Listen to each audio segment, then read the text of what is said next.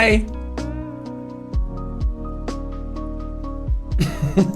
Watch this stream be like 14 people because I haven't streamed in a long, long time. How's everyone doing? Let me tweet it out. Twitter, man.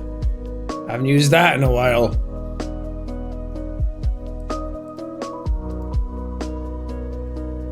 Hey, there we go. There's people. Hello. Hope you're doing well. Hope you are too. Thank you. Appreciate it. Chill, chill.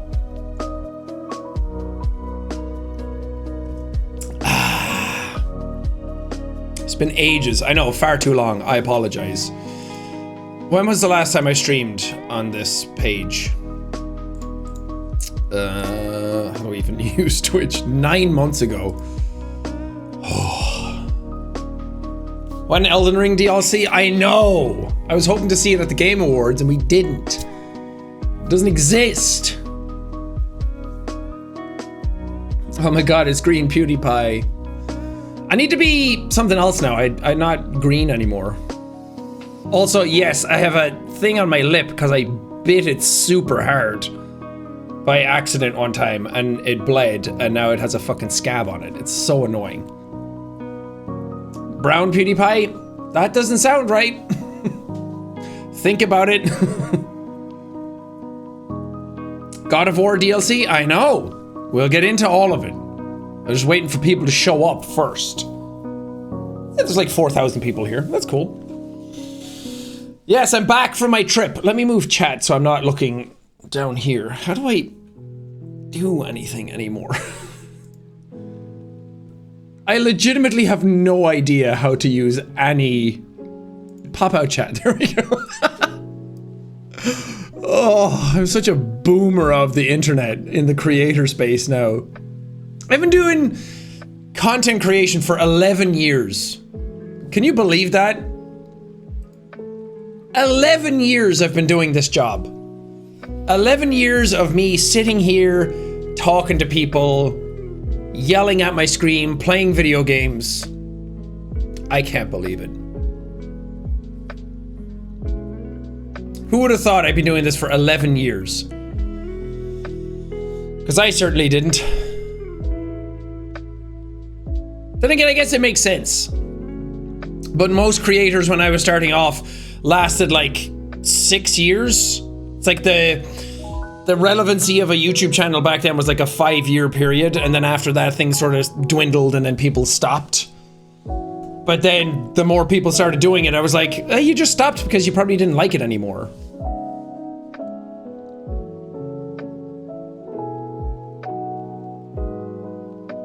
Whoa, Crawley, thanks for the subs. I don't know if you should be doing that though. I don't stream here often enough to be doing that. I appreciate it, but thank you. I've played Lethal Company. No, Evelyn and I really want to play it, but we don't really have people to play it with.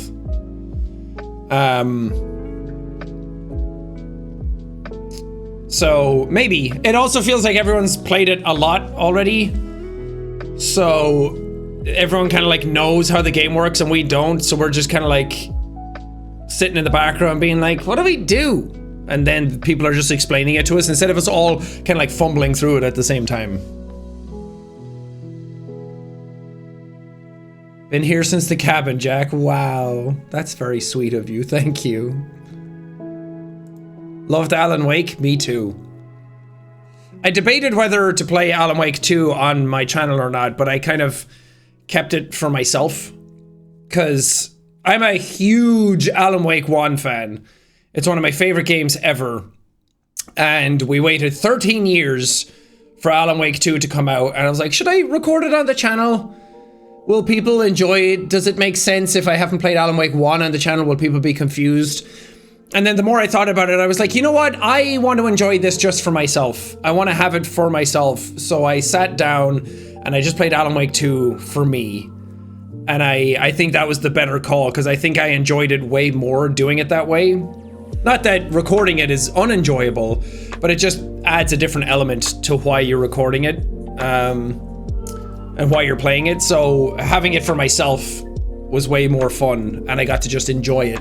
And I don't know if many people know, but Alan Wake 1 is the reason that I started drinking coffee. My dad used to always drink coffee when I was younger and right up until the end of his years, and he drank coffee every single day and he loved it. And he would always drink like milky coffee, and I tried it a couple of times when he made it and I didn't like it. I thought it was gross. And then Alan Wake 1 came out, and there's a scene right at the beginning of the game when you get to the Oh Dear Diner, and I think it's the sheriff? Somebody in the Oh Dear Diner is like, try the coffee, but don't be too sad when you have to leave because it'll break your heart, or something like that. I can't remember what the exact quote is. And I was like, man, black coffee sounds so cool. It looks so cool to drink. And then I was like, I'm gonna force myself to like black coffee because of this game. Because I always thought people drinking black coffee just looked like the coolest thing in the world. And I was like, what, 18 at the time? And so I forced myself to like black coffee, and it took me about 4 months to really start enjoying it. I hated it at first, and then I couldn't get enough of it, and I drank it every single day, and I loved it. And here we are years later, and I made a coffee company because of that love of coffee. So you could say that Alan Wake inspired top of the morning coffee. And it's funny because in Alan Wake 2, there's a whole place called Coffee World that you can hang out in. Caffeine addiction. Yeah. So there's deep lore on coffee. Who knew? Also, I got my Coca Cola Zero Sugar. Same great Coke taste. Now it's zero sugar with a hint of added vanilla. I'm shouting them out because they donated to Thankmas, which is very nice of them. They donated $75,000. It's not a sponsored stream, nor was Thankmas sponsored technically. They want it to be known as a donation, not a sponsor.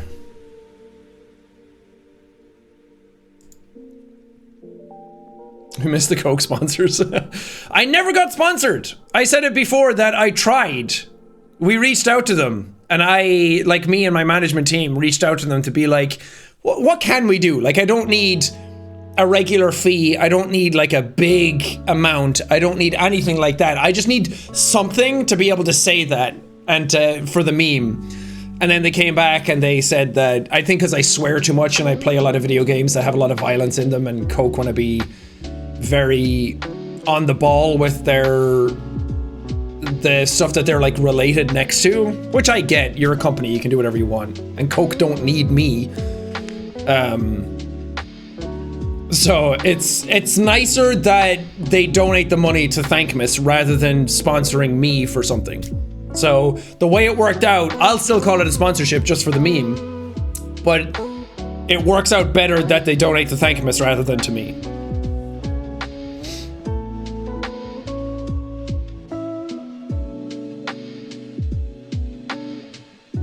How boring of them.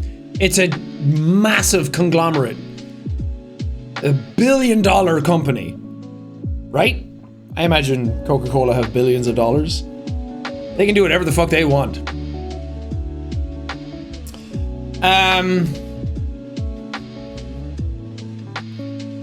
Yeah, let's talk about Thankmas for a little bit, because that's why I wanted to do this. My camera's lagging, is it? I don't know, it might be an internet thing because it says that it's fine on my end. Apologies if it looks laggy. Oh, people are saying no. Oh, sorry. Yeah, it was weird because it was freezing on my end as well, so it's probably just an internet issue. Thankmas. What a wonderful time of year. I'm so glad that Thankmas is still going. I'm so glad that people are still into it. I'm so glad that it still does well, because this was the first year that we decided to do it live in front of people. I've done it live every year, and we always do a stream of it, and it started as just me in like a room like this, just doing it and reading donations, and it was always really successful, and we raised like hundreds of thousands of dollars every time, which I don't want people to forget how much money $100,000 is. I know that we raise millions of dollars for charity now all the time for Thankmas, but I really want to reinforce how much money thousands and hundreds of thousands of dollars is. I think people on the internet have kind of forgotten how much money that is. Like a lot of people obviously still know, because you know how much it costs to pay rent, and a lot of people can't even afford to do that or pay their electricity, and like people have it hard right now. Inflation's kicking everyone's ass. But I think when it comes to YouTube content creation, a lot of people throw around numbers for how much money they spent on a certain thing, how much money they're giving around to certain people, how much money it costs to make a video, that kind of stuff, that it's up in like the millions at this point, that I don't want people to forget how much money $100,000 is. Like $100,000 is enough to like change a person's entire year. $100,000, if you got that in a year's amount of time, that's a very good salary. There's also a lot of people on TikTok who don't know what a regular salary is, and I'm going to be honest, I also don't know what like a year's salary and minimum wage is, because I've been out of that system for a very long time, and one would argue I was never even in it to begin with. I'm in a very privileged position where I make far more than a regular salary. But yeah, I was going to say it's somewhere between 20 and 30k. Yeah, 26k is what I would have had in my head. Like 26 to 36k, I would have reckoned is like a regular salary. So if you got $100,000, you're earning a lot of money. Like that, is it a life-changing amount of money? Can you say that? I mean, your like immediate life, yes, it's a huge change of money.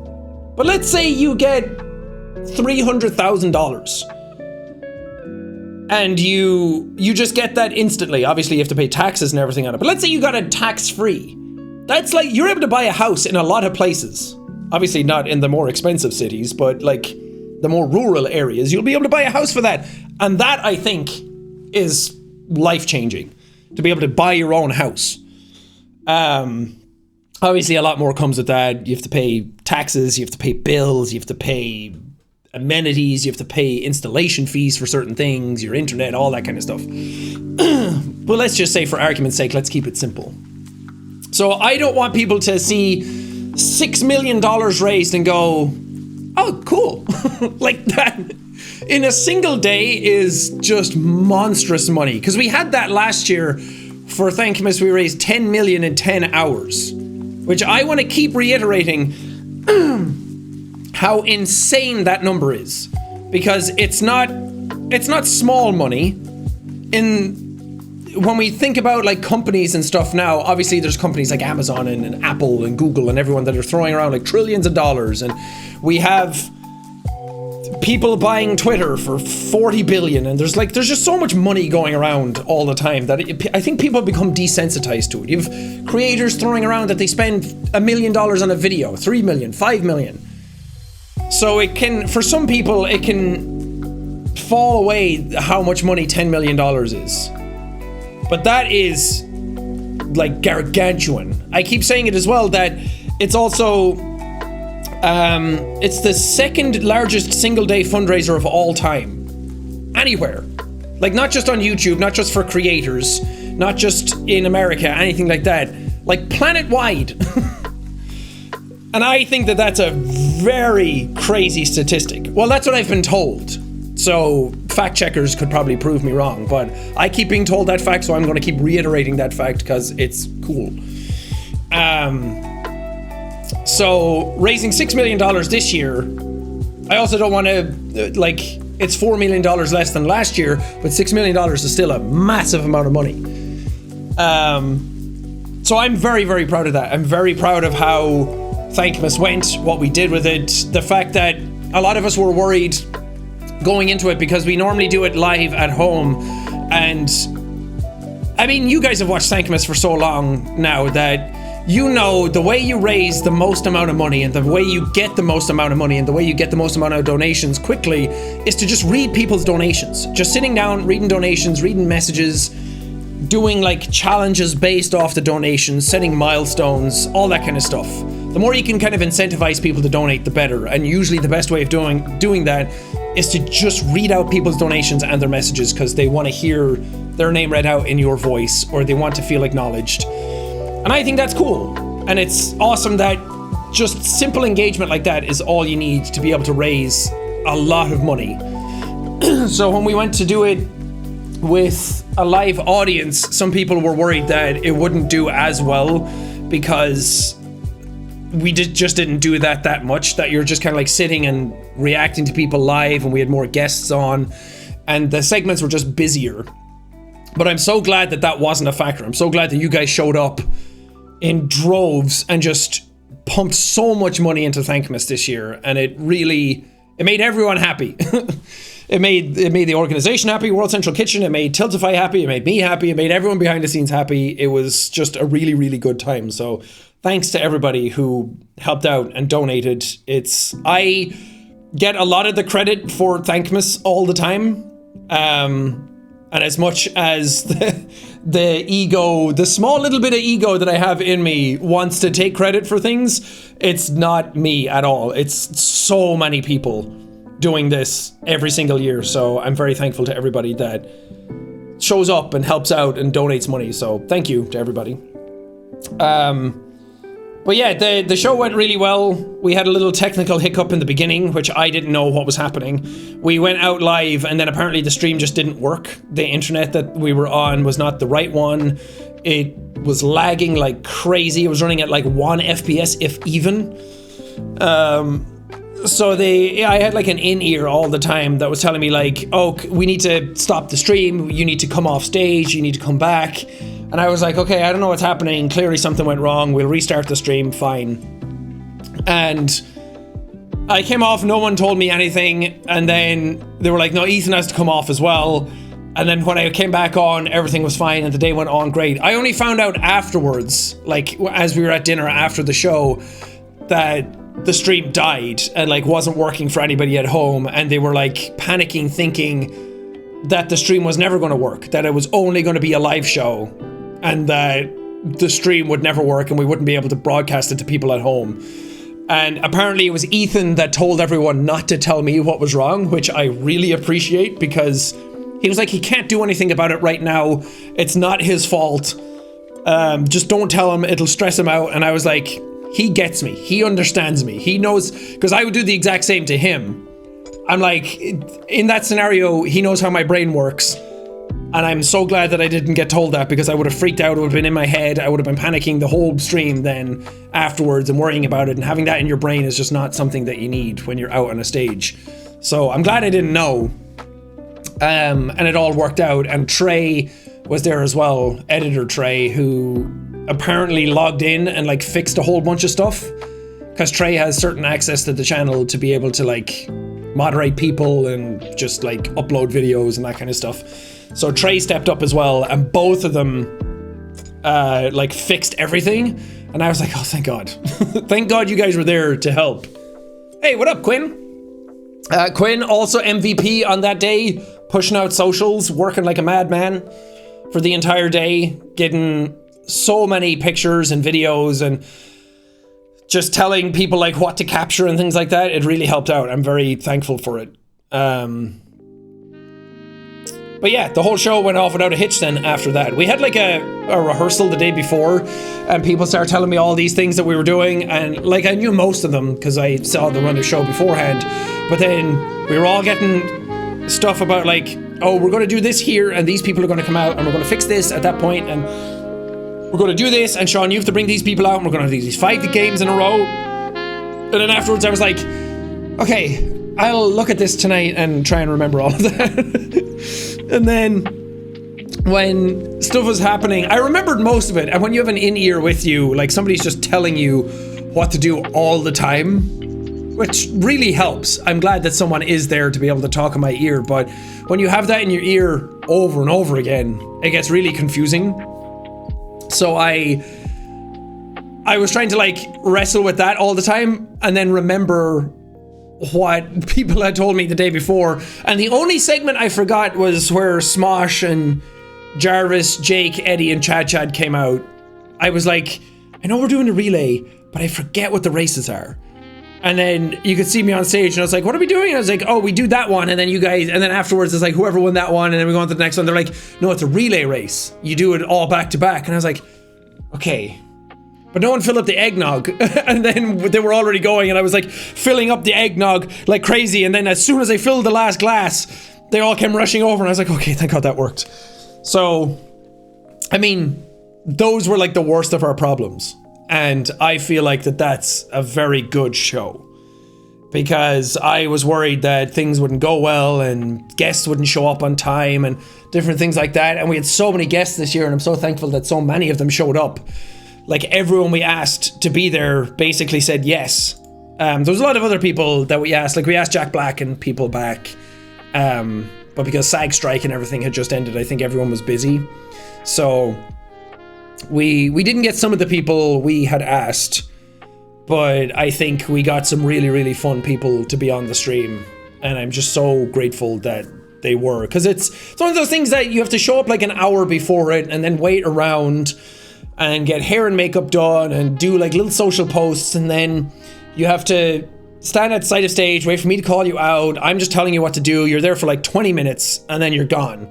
So it's like, in LA, that basically takes up your whole day. Because you to get there and to do all that stuff and then head back. And you know, I'm just grateful that people give up a chunk of their day for that event. I think it's very sweet of them to do, and I'm very appreciative of everybody that does it every time. And I think from now on, we're going to do Thankmas as a live show like that, because I think it just worked so well. The fact that I was like, okay, Thankmas raised $10 million last year. It's not going to raise $10 million again this year, because that just seems impossible. It was such a huge amount of money that I'm like, we might never ever do that again. I mean, never say never, and we'll always try and shoot for the stars. But I think trying to hit $10 million again was just going to ruin everyone's expectations. So I was like, if we can raise a couple $1 million and just put on a really good show, I'll be happy. And I was like, we'll probably raise less because it's in front of an audience and we're not doing it the exact same, and there's teething issues and we'll have to figure some stuff out. And I'm glad that wasn't the case. We got the best of both worlds. We did have the crowd, we did have all the cheering, and doing it in front of an audience is so much more electric. And we still raised $6 million, which was way more than I thought we were going to do. So I think it worked out really well. So I think part of my plan, my thinking for Thankmas was to just be completely transparent with everybody. Was, since I thought we probably couldn't raise $10 million again and we were going with World Central Kitchen again, I was like, I don't know how this is going to go, so let's aim for like a spectacle this year. I was like, we'll still try our best to raise as much money as we can, but this year's should be more about putting on like a big show, so more celebrities and sponsors and creators all pay attention to what Thankmas is, to kind of like raise the profile of Thankmas and make it a bigger deal in people's eyes and make it a more kind of like viral kind of thing, and still raise money in the background. But then hopefully then next year, when we go into 2024, more people then know what Thankmas is. We're able to go like, look at this show we put on. We sold out a theater twice on the same day. We had these people on stage. We had these guests. We raised this much money. And then we can go to sponsors and be like, you want to be involved, right? You want your name attached to this thing. You want to donate $100,000, $1 million. You want more involvement in this, because my plan for Thankmas is to try and get more money from corporations like Coca Cola, and we got Terramana Tequila last year and Coca Cola last year, and do stuff like that where the audience doesn't have to put in as much money, because I know how hard it is. And you guys still show up and donate a lot, but if I can take some of that pressure off the audience and take the money from companies who can easily afford it, and are going to donate money anyway. They need to keep their budgets the same going forward, and they always donate money to charities regardless every year to kind of like keep their books balanced and keep their numbers balanced and have goodwill and have tax write-offs and all that stuff. So I'm like, if I can take that aspect and funnel it into Thankmas, then why not? I think that's the smartest way of doing Thankmas going forward.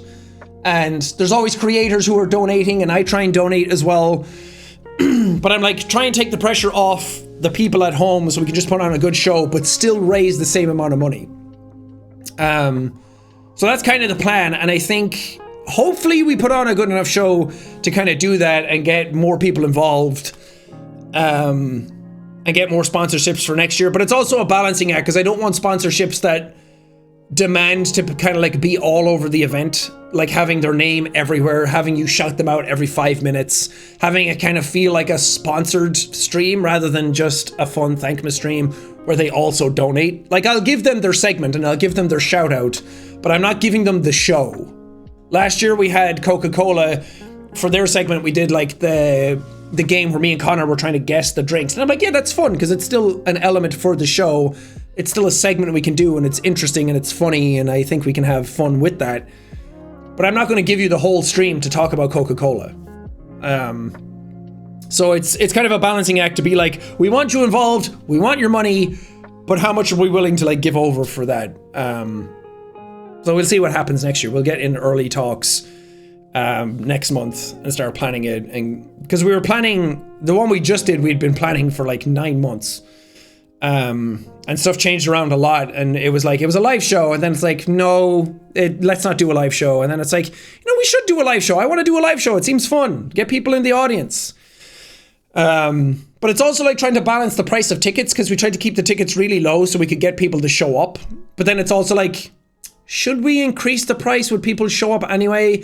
And the price increase technically counts as a donation from everyone there, and we just put all of that towards the charity.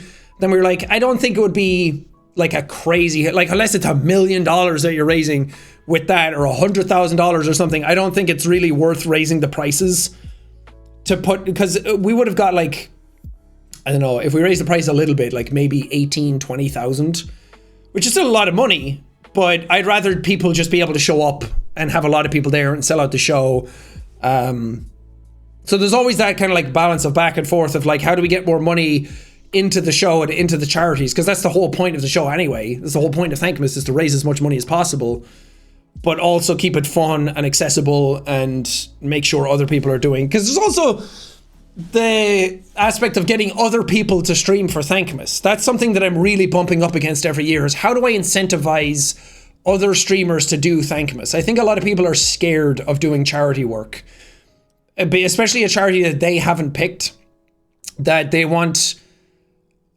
I mean, I'd be the same. It's kind of scary to like jump into somebody else's charity event and not really know what's going on.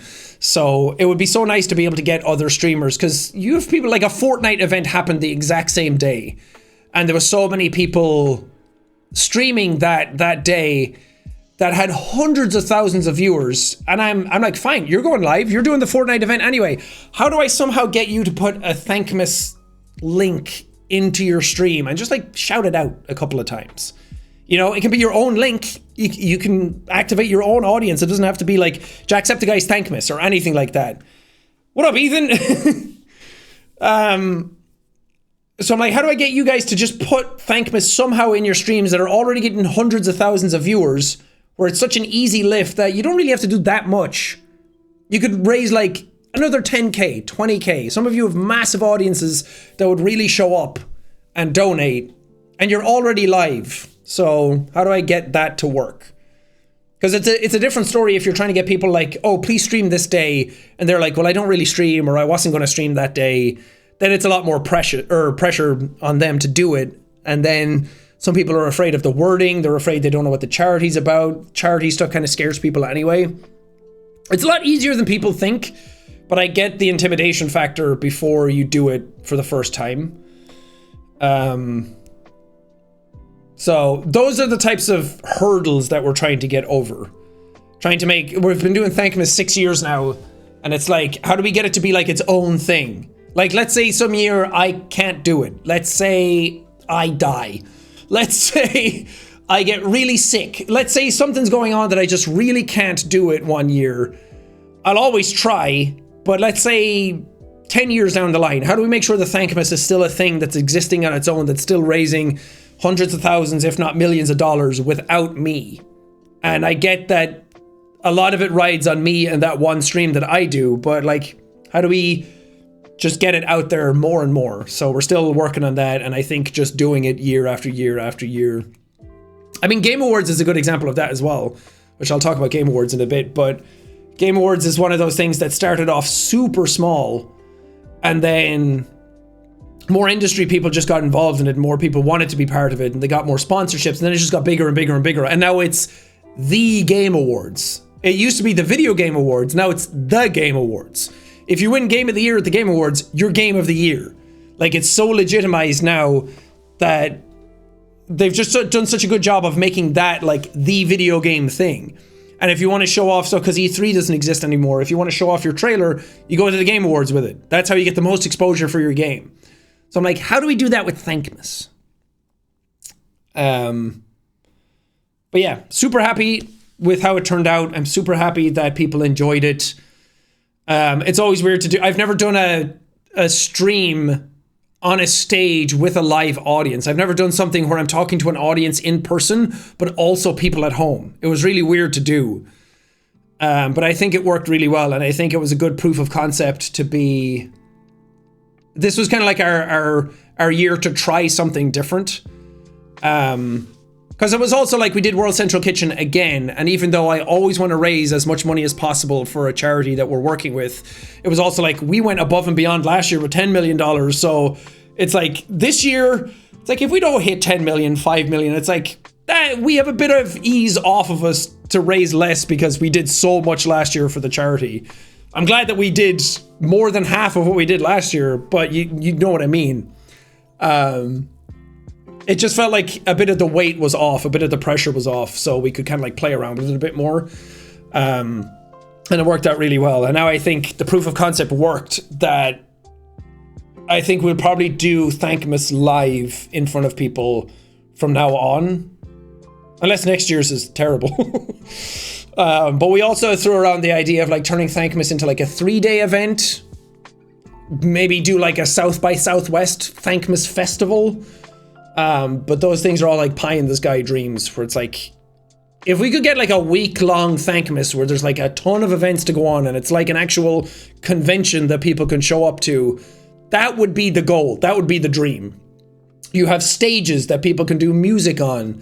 You can have like movies playing or something like that, you know, just turning into something that's so much bigger than just like a stream on that day. Because it's also like, Thankmas goes on all December. But as soon as my stream ends, a lot of the money kind of slows down.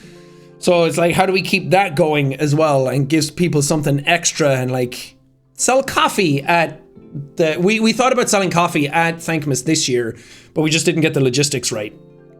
And it's also, I'm trying not to turn Thankmas into something that's like... I'm really proud of the coffee company and how it gives back all the time. Like, we give back 1% of our profits of everything we do back to Crisis Text Line all the time. And I know 1% doesn't sound like a whole lot, but it is, trust me. It's like most companies don't give back anything. So I was like, no, I want to give back like a flat rate every single like quarter, every single month, every single whatever that we sell. I want to give back a percentage of that to something. I want to make sure that the coffee company isn't all just about me. And it's the same with Thankmas. Like, I shouted out because all the profits that would normally go in our pockets during Thankmas gets put in, that gets put in our pockets normally gets put into Thankmas. Sorry, I'm trying to read and talk at the same time. So like 1% is about all we can afford right now, because it's still a small company. It's still technically it's still kind of like a startup. But for Thankmas, we end up raising like kind of close to $100,000 each time, which I think is pretty cool to be able to do. So I want to be able to do that every time, but I also don't want it to feel like I'm just using Thankmas to promote my company and my coffee. So that balancing act is also important to me. But we thought about selling coffee there, but I'm like, if we did like a festival or like sold out a street or did like a multiple day thing, then that would be a cool thing to do. Like have a barista there, have like a coffee stand, sell merch, sell coffee, sell Thankmas merch, and just have all of that go into like cover the fees of the cost of the products and make sure that the staff that are working there are actually paid. And paid fairly and paid their wages, but also all the profits then go towards Thankmas. That would be cool. But there's like so many things we can do with it that I want to try out. And I think we haven't even scratched the surface of it yet. And I want my goal for Thankmas is to have it be the creator charity event. To have it be like the thing that comes up every year that creators show up for, everyone's aware of, everyone's waiting for Thankmas. You don't have to be reminded of it because I talked about it. Like, it's just a thing that exists and everyone knows about it. Well, not everyone, that's hard. Thankmas Tour could be a thing if we do it live. The logistics of it are a bit tricky, especially if you want to keep streaming it. You would have to have a production crew and a streaming crew and like an audio crew audio crews are already there, but like you'd need them at every single venue. So you don't want to put on a charity event that costs more than you raise, because that's just dumb. Then there's no point in putting on the event. At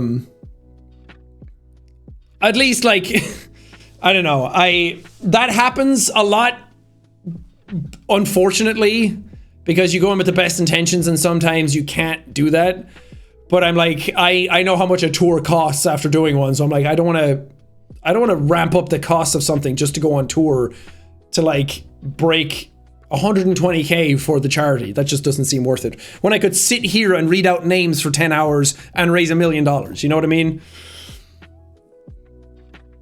But I'm very excited about it. I feel like Thankmas is finally getting like its teeth into the zeitgeist.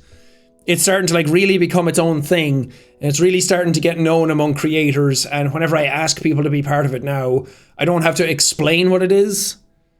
So I think that's cool. I'm very proud of it. And I want to keep doing it for a while. This one was definitely stressful to put on. And the stress, sometimes I'm like, is it worth the stress? And then you raise $6 million. I'm like, it's absolutely worth the stress. But yeah, that was Thankmas.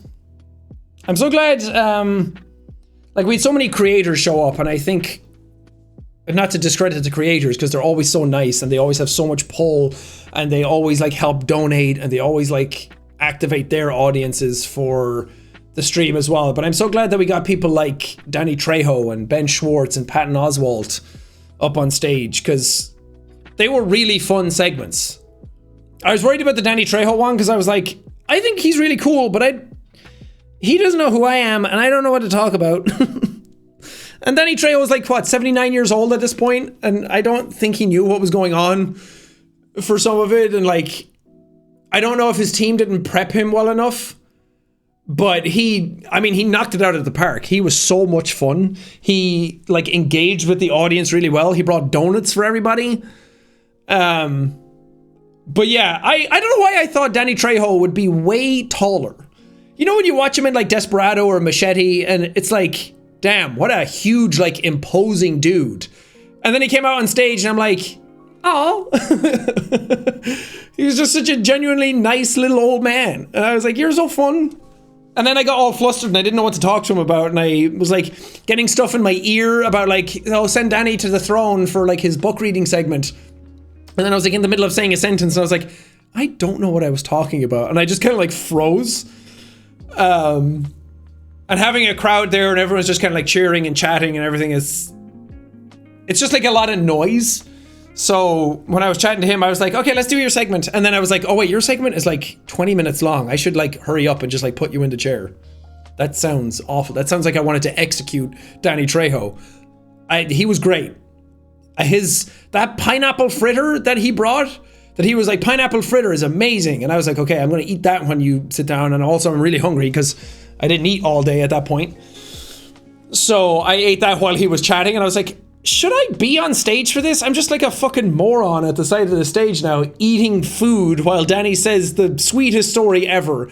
And the whole audience are like captivated by him and he just has a single spotlight.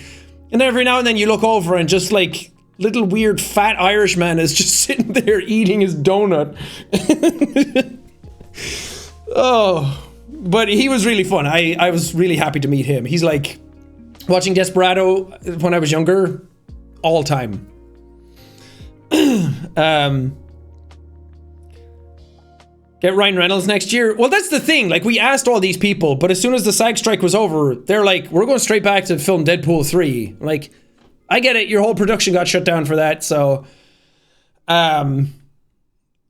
Hopefully next year we can get some bigger names, even just for videos. There was another one we asked Carl Urban to do something, and he was really down, and he said yes, but he was like, I live in New Zealand, so I can't, like, and I don't blame him for not wanting to fly out for Thankmas for like a 15-20 minute segment. So he said that he would like read a Christmas story, and then I don't know what happened. Maybe work kicked up again, and it just never happened. It didn't work out. So hopefully next year we can get more stuff like that, even if it's just video content to play in between.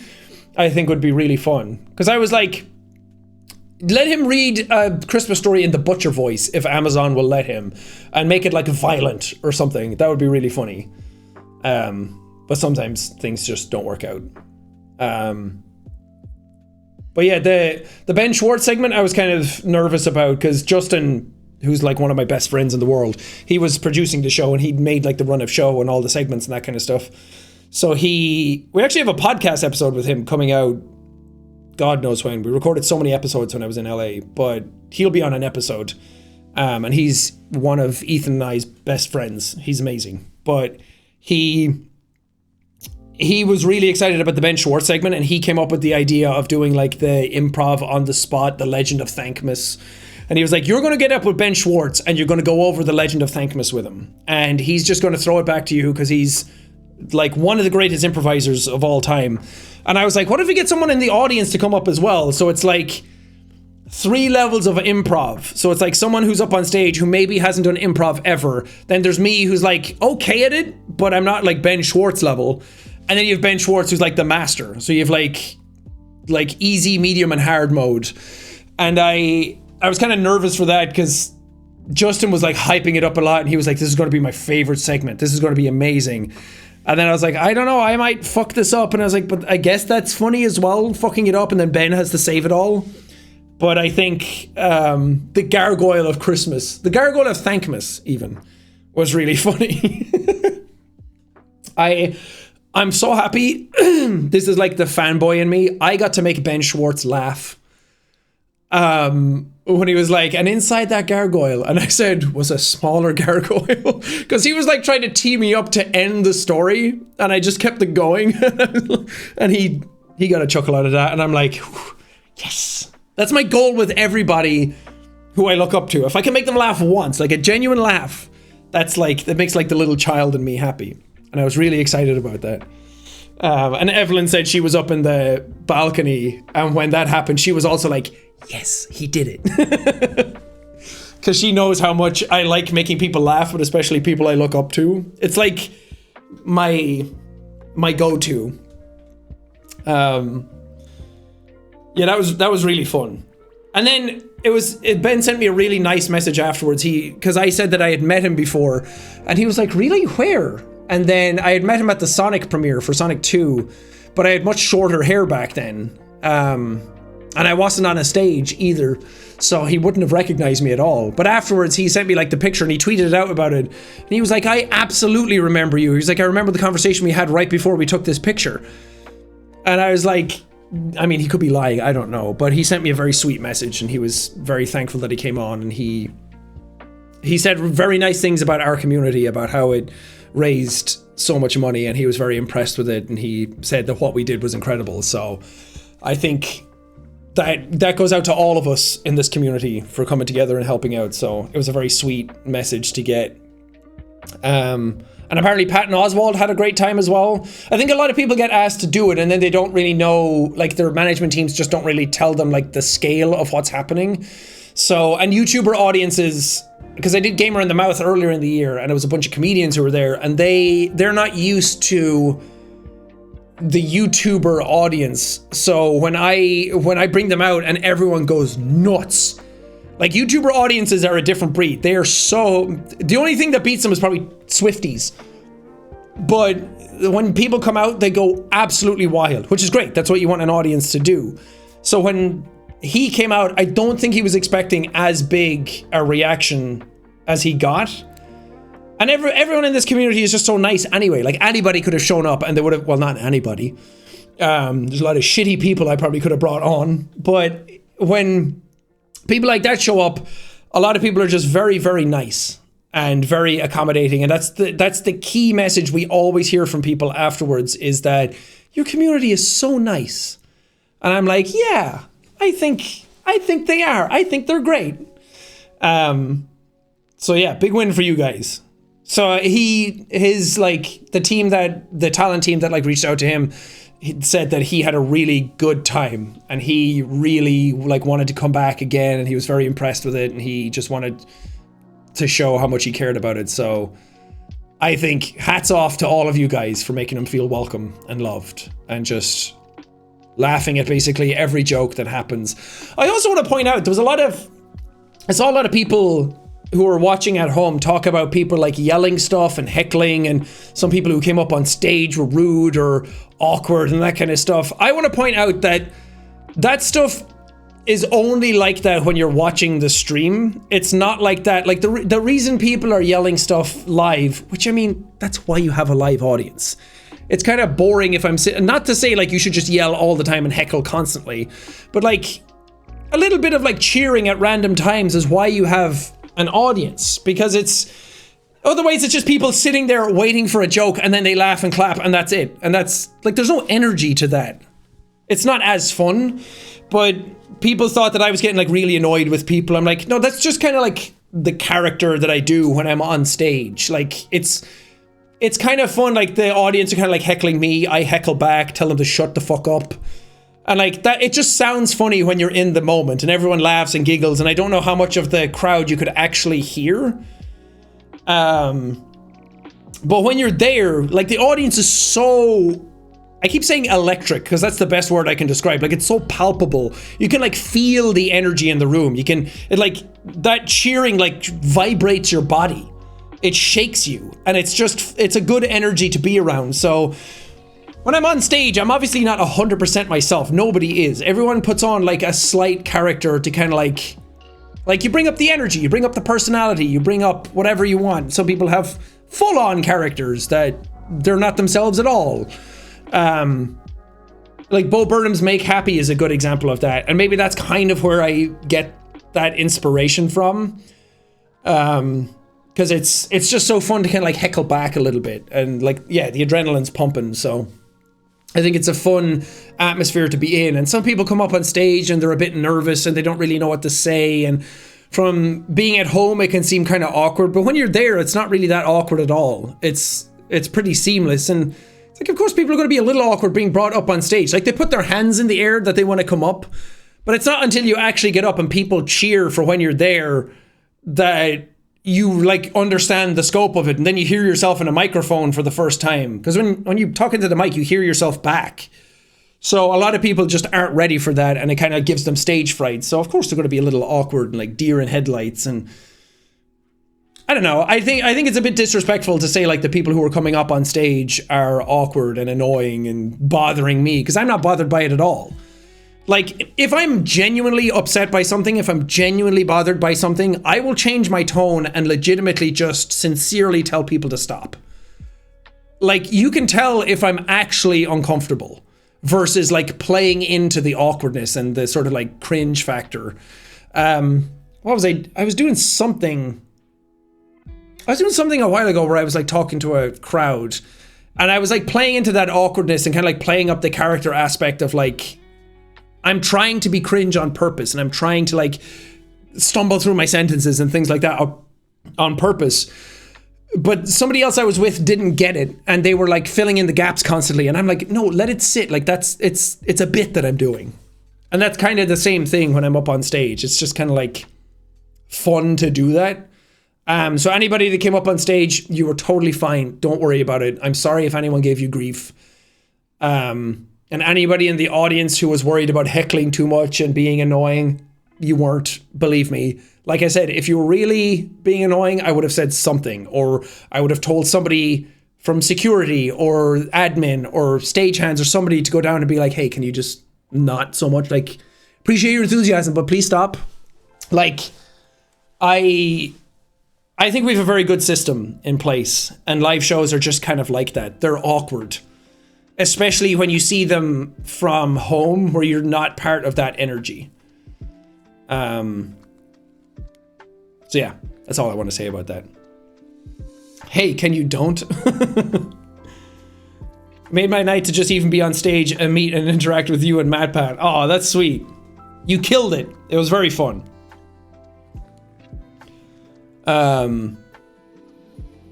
Yeah, the spoiling Jujutsu Kaisen bit, that part, I'm like, maybe don't do that.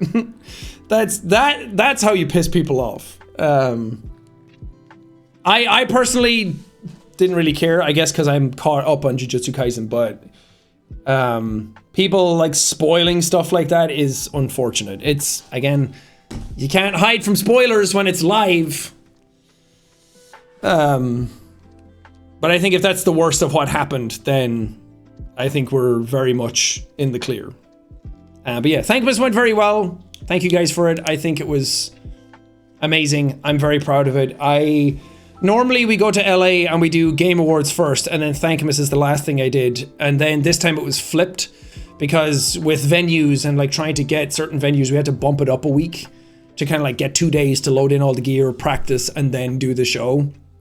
And I actually prefer it that way, because I landed on the Thursday, I did rehearsals on Friday, and then I just went out and did the show on Saturday. So I was still like jet lagged, but I wasn't like, I didn't really have enough time to get in my own head about it. I didn't have enough time to get worried about it or get too nervous, which I do get nervous about, despite what people might think. I was very nervous going out on stage for this one. I was very nervous for this show. I don't know, because it's like a charity event and so much rides in it, I get very nervous for Thankmas every year. But it's also kind of like a half and half. It's like good nerves, like the anticipation and the adrenaline's pumping through you. So once you do rehearsals, it's like, well, now I just want to do it. Like I have it in my head. I don't want to go home and like wait 24 hours and then come back. So I was definitely nervous for this one, but I'm just really glad that it went well. And it's also good to just have something to do for an entire day where your jet lag can't really rear its head, and you just... I definitely was tired towards the end of the second show. I think you could tell. I kind of like lost some of my energy. I lost some of the fire in me, but I feel like that's okay. We had already been at like 4 to 5 million at that point.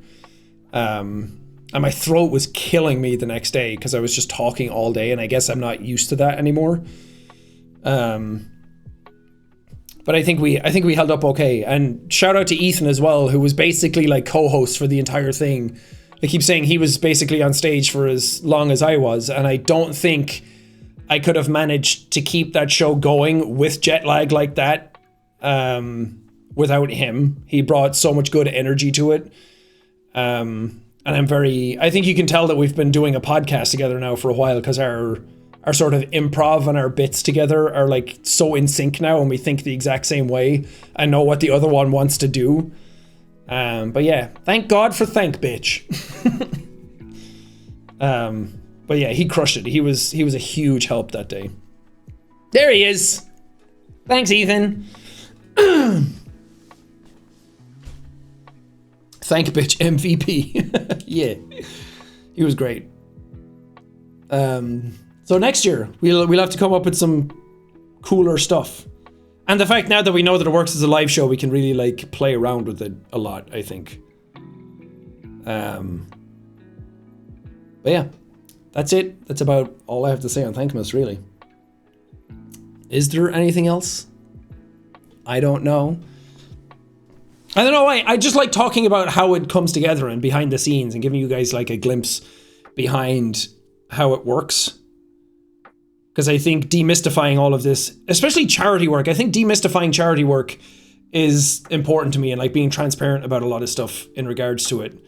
Because I think a lot of people have it in their heads that charity stuff goes differently, especially other creators. They don't really get how it works, and from the outside it can seem like it takes a lot more effort. Like putting on the show takes a lot of effort. That whole like, it takes a village. It does. There was like 30 people behind the scenes all doing stuff. Probably more actually. But in terms of like setting up the link and setting up the charity and setting up the fundraiser and putting that on your stream, that stuff is all super easy to do now. It's a couple of clicks. We tried to make it as easy as possible, and I don't know how we can make it even easier, but we can try. But yeah, I wanted to talk about Game Awards as well, because we also went to the Game Awards, which is it hasn't even been a week since the Game Awards, has it? Oh God, Game Awards is on the 7th. So that was last Thursday, and that was really fun. I want to talk about Game Awards because I feel like there's a lot to talk about with this one, and I love going to the Game Awards. It's one of my favorite things that Evelyn and I do every year. We would go to LA just for the Game Awards, honestly, because again, that energy of being in the audience, and I just love video games so much. I can't stress that enough. I love the energy around video games and the announcements, and I really, really miss E3. It was some of my favorite parts of the year, where you would just sit down, Sony conferences at like 9 p.m. here or something, and it was like 1 a.m. or something for some conferences sometimes, and it was so fun to just kind of like sit down and chat with your friends and see all the new announcements and see demos for games you had never seen before. And I miss that energy. I miss like video game Christmas.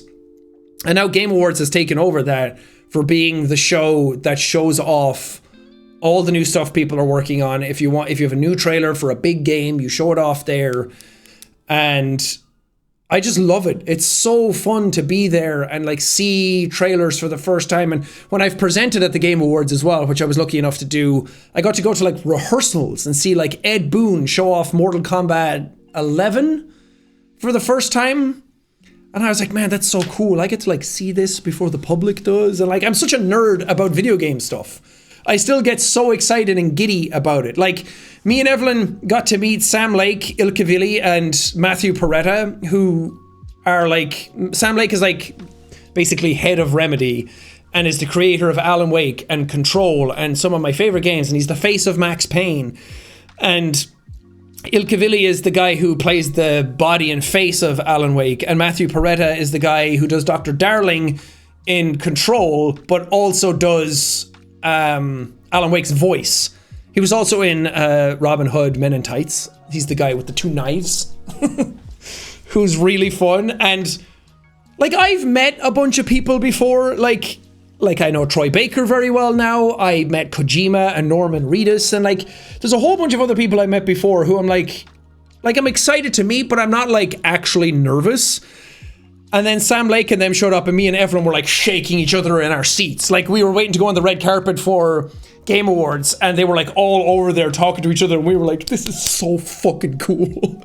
And I felt like a child again. I felt like a teenager who had just discovered video games for the first time. And it's when we met them then at the after party, there's like a private after party that Jeff invites us to, which again, shout out Jeff, always invites us every year, and I love him. But they walked in and we were like, oh my God, should we go up and say hi? No, I don't want to bother them. No, they just got here. And I was like, I'm going to do it. We're going to do it. And then we went up and said hi to them. We said hi to Matthew Peretta. And I turned into such a fanboy. I did the thing where I just never stopped talking. I didn't give him room to say anything. We didn't have like a conversation. It was just me yelling compliments at him. And I was like, oh my God, it's so embarrassing. I want to be friends with you, but you're not going to be friends with me if I just keep doing that. And then Ilka Vili was there, and he was like, I'm going to go get a drink and like something to eat. And I was like, yeah, go. And we're like, we didn't get a picture, but that's fine. We just met him, and that's cool. I love him so much. And then Sam Lake showed up, and I was like, oh my God, what do I do? What do I talk about? And Sam Lake is like the nicest, most humble man ever. You'd never believe that he's like an A-class writer who comes up with like the most craziest shit in video games ever. And he was talking to somebody, he was talking to Jeff actually, and we were like, this is our excuse. We can go up and like talk to Jeff and kind of like work our way in. And then I was like, hey, he just got here though. Should we bother him? I don't want to do that. And then when we went up and talked to him, I was like, game was amazing. I've been waiting for Alan Wake 2 for so long. I'm so glad it exists. I started drinking coffee because of Alan Wake. And I was like, it's so fun seeing people on the internet like do your little dance thing, and then you guys doing it on stage. I just felt like a child. I was like, afterwards I was like, I've never acted like that around anybody before. I think I would have acted like that around Ryan Reynolds if I wasn't recording a video with Ryan Reynolds the first time I met him. Oh man, But he was sweet. All of them were so sweet. And we got a picture with all 3 of them. And then we were walking away from all of them, and the singer for Old Gods of Asgard, or Poets of the Fall, was there, and he was just walking back from the bathroom, and I just stopped him and shook his hand, and I was like, just want to say, huge fan, thank you so much, the performance was awesome. And I just walked away, and I was like, I'm not taking up any more of their time, they're going to think we're weird. And then what was funny is that some of the people who work at Remedy know who we are, because we did the brand deal with them for the escape room Evelyn and I did, the video I did on my channel. And they were like, we really love the content you guys did. And like talking about Evelyn's playthrough of Alan Wake 2 on her channel. And I was like, oh, so you people actually know who we are. Oh, okay. Whew. I was like, can I come visit your office? I would love to go to Finland and visit Remedy's office. I will bring Sam Lake coffee. He loves coffee. I will do that. I just don't know how. I'll force my way in. Because we were meeting up with like Alana, we had on the podcast as well. Spoilers, I guess. But she was like, after we had her on the podcast, she was like, yeah, I'm having dinner with Sam Lake tonight. And I was like, what's that like? That's so cool. So yeah, that was my favorite moment, and seeing them perform Herald of Darkness from Alan Wake 2 on stage is one of the coolest things I think I've ever seen. Like, it definitely the coolest thing I've ever seen at the Game Awards. Nothing tops that. That was incredible. And seeing Sam Lake's happy little face up there as he did the dance is... I'm telling you, you could cure diseases with how infectious that smile was when he was up on stage. And just seeing them do it, because I'm a huge Alan Wake fan in general. Like I said, I'm also just a massive Remedy fan. I think Remedy are my second favorite developers behind FromSoft. And like, I think you can see in some of the stuff that I do how inspired I am by Remedy. And well, it's also like Remedy are also inspired by a lot of the stuff that I like Lost and SCP and those kinds of things. So I think the types of things that Remedy make are, in my mind, I'm like, if I was ever able to make a video game, it would be like this. And I think, because Baldur's Gate 3 was my game of the year, but I'm also like, Alan Wake 2, aesthetically, narratively, sound design, story, the locations in the game, like everything was checking every single one of my personal boxes. So I'm like, is that my game of the year? But I recognize me and Evelyn had such a good time with Baldur's Gate 3 that it's hard to argue against that game. But Alan Wake 2 was fucking phenomenal. And I don't think there's many games out there that are trying such weird shit. Alan Wake 2 kind of feels like where I thought Kojima was going to go with his game design. I thought what Remedy are doing now, I thought is what Kojima would be making. And I still like Kojima's games for the most part. Like Death Stranding I like. I don't love it. Like, I'm not itching to go back to it. I'm not, like, blown away by it. You know? And, yeah, everyone keeps calling Sam Lake Finnish Kojima, which, I mean, I get the joke, and I get that it's, like, wacky stuff in video games, but I think that's doing a massive disservice to Sam Lake. They're both titans in the industry. I would put them together rather than saying that like Sam Lake is like a knockoff of Kojima, which that sentence seems to kind of like say. I know people don't mean it that way, but I just love Sam Lake a lot. I think he's an absolute genius. And I think very few people are taking the risks in their games like Remedy are. Because yeah, when games were coming out this year, and my God, was it a good year for games. Absolutely horrible year for the games industry. There's like 10,000 people lost their jobs in the games industry this year. And there wasn't a single mention of it at the Game Awards. That's really sad. Like, considering this is supposed to be a celebration of games and the developers that made them, I think it would have been nice to just have like a little moment to reconcile that fact, to open it up with that, or just talk about it a little bit, like have a really genuine, sincere moment. And like, some of the biggest heads of the industry are in this room. Some of the people who like are laying off all of these people are in the room. It would be nice to kind of like call them out a little bit, or just side with the developers and be like, hope you land on your feet, hope that other people pick you up. There's tons of developers in the room. Hey, reach out to them, hire them, that kind of stuff. Like, just acknowledge it a little bit. Like, that's what the Game Awards is supposed to be about. Like, you have award shows like the like Grammys and Oscars and things like that are so pretentious and phony and up their own asses, and they never talk about anything transparently. And I feel like the Game Awards is in such a unique position where they can do that. And I would love to see them just be a bit more sincere about things, because that was one of the things about this year, was that like so many of the awards were just powered through, which is really sad to see. Like, I get some of the awards like have always kind of been powered through, like best esports team and esports coach, because from like esports in the mass appeal of video games is still a very niche part of it, except League of Legends. That thing is fucking huge, and the tournaments that go on. But like, do people know who the esports coaches are? Like, it would be cool if everyone got their moment to go up on stage, and they start taking Content Creator of the Year award away from the stage, and now it's just handed out between segments, which is kind of sad. But some of them I can kind of get. I get where the thinking of it comes from, but not having like best score and music and sound design and audio design and RPG and that kind of stuff go up on stage, that feels a bit weird. And like, they start reaming off, they do it some like every year where they ream off a bunch of ones in the pre-show, and I'm like, okay, fine, we've all reconciled with that. Best indie game, they didn't even get to go up on stage.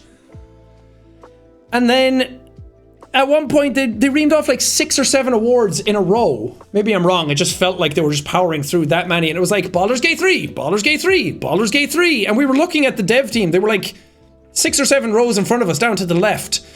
And like, is his name Sven, who's like, he was clad in all armor, and I'm like, he's in armor and you're not going to let him go up on stage to accept the awards? That seems wild to me. And like, you still get the award, you get the recognition, but when you're an indie game that wins best indie game and you're on the biggest platform for video games of the year with over 100 million viewers, is it, for like all of the streams that are going on, all of the co-streams that are happening across all platforms, you should be letting that indie dev get up and explain what it means to them to win like one of the biggest awards of the year. So it felt like, it just felt kind of disrespectful to a lot of the developers that won awards this year. And not only that, but the people who did get to go up on stage only got like 30 seconds to a minute to say their speech. And then, like, if you're in the audience, you can see the teleprompter. Like, you can see all of Jeff's lines that he's saying. You can see all of the presenters' lines. And then when the people go up on stage to get their award, it's just blank. And then it just says, please wrap it up. And like, I've been on stage during these segments. I've been on stage when I think it was Red Dead 2 I gave out the award to for best narrative.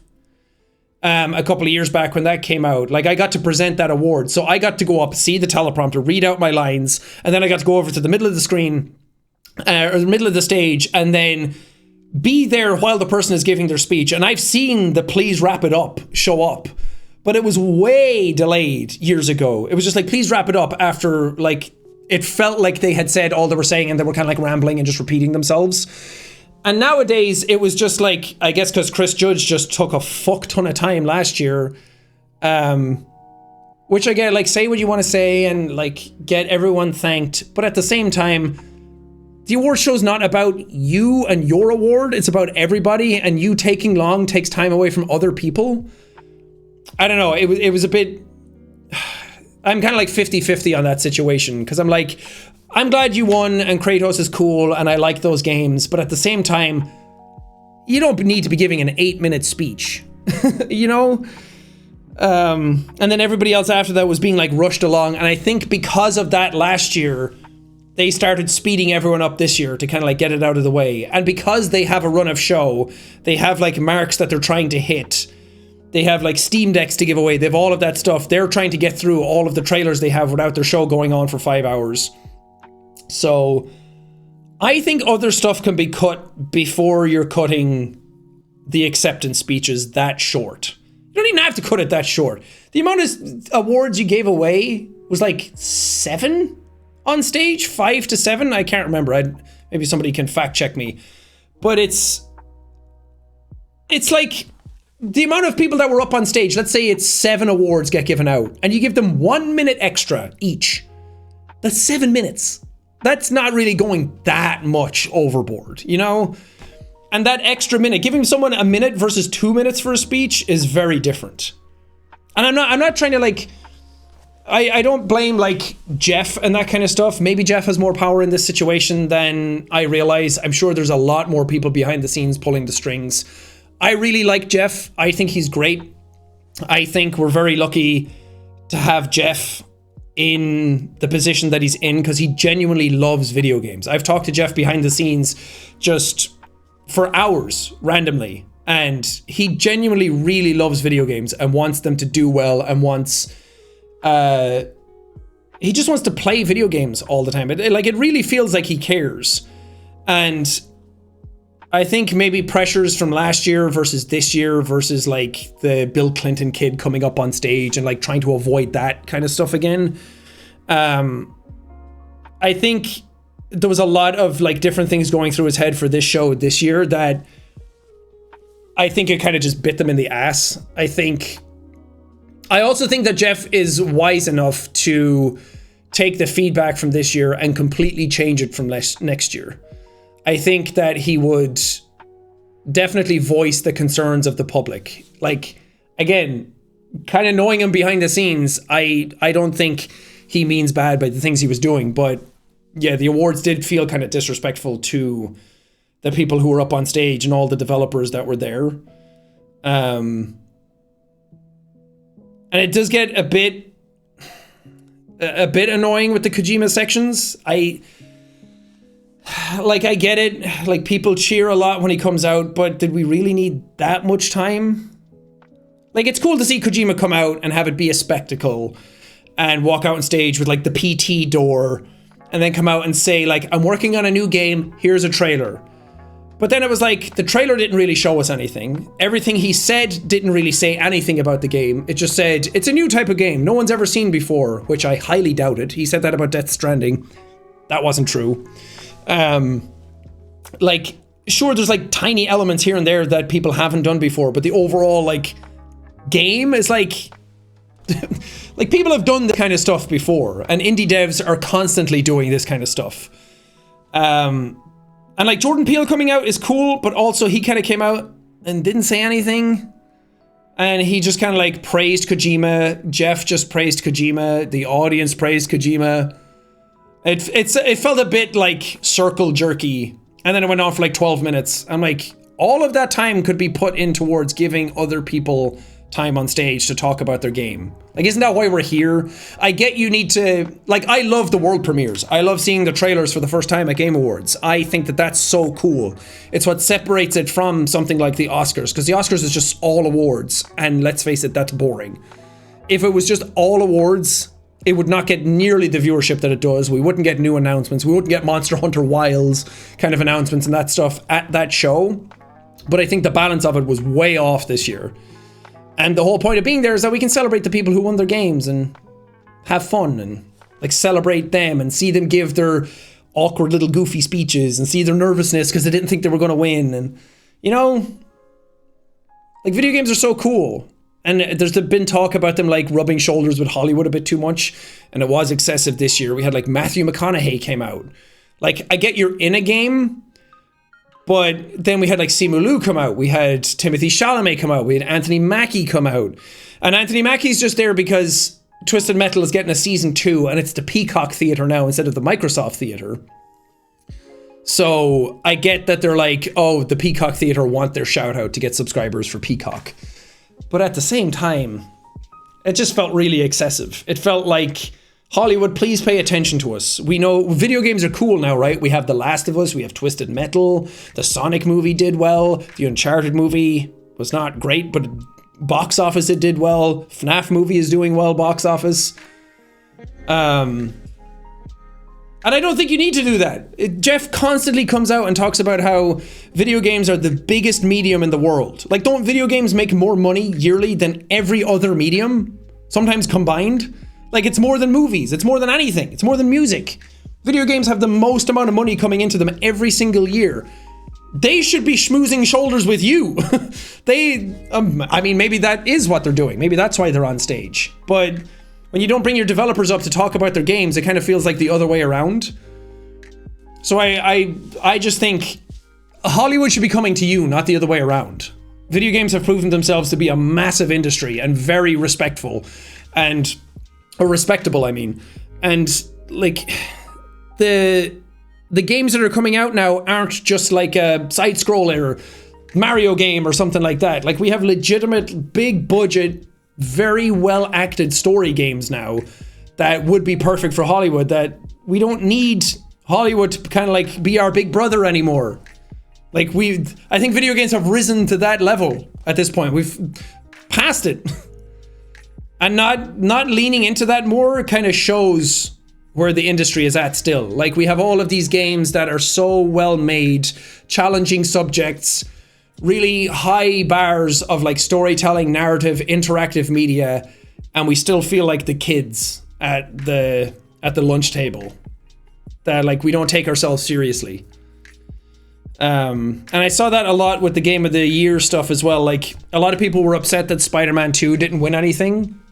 And don't get me wrong, I adored Spider-Man 2. Watch my series. You can see that everything was so cool to me. Everything was so sick. I was having a fantastic time with Spider-Man 2. I think it's one of the greater games that came out last year. In the last while, actually. It's so much better than the first game.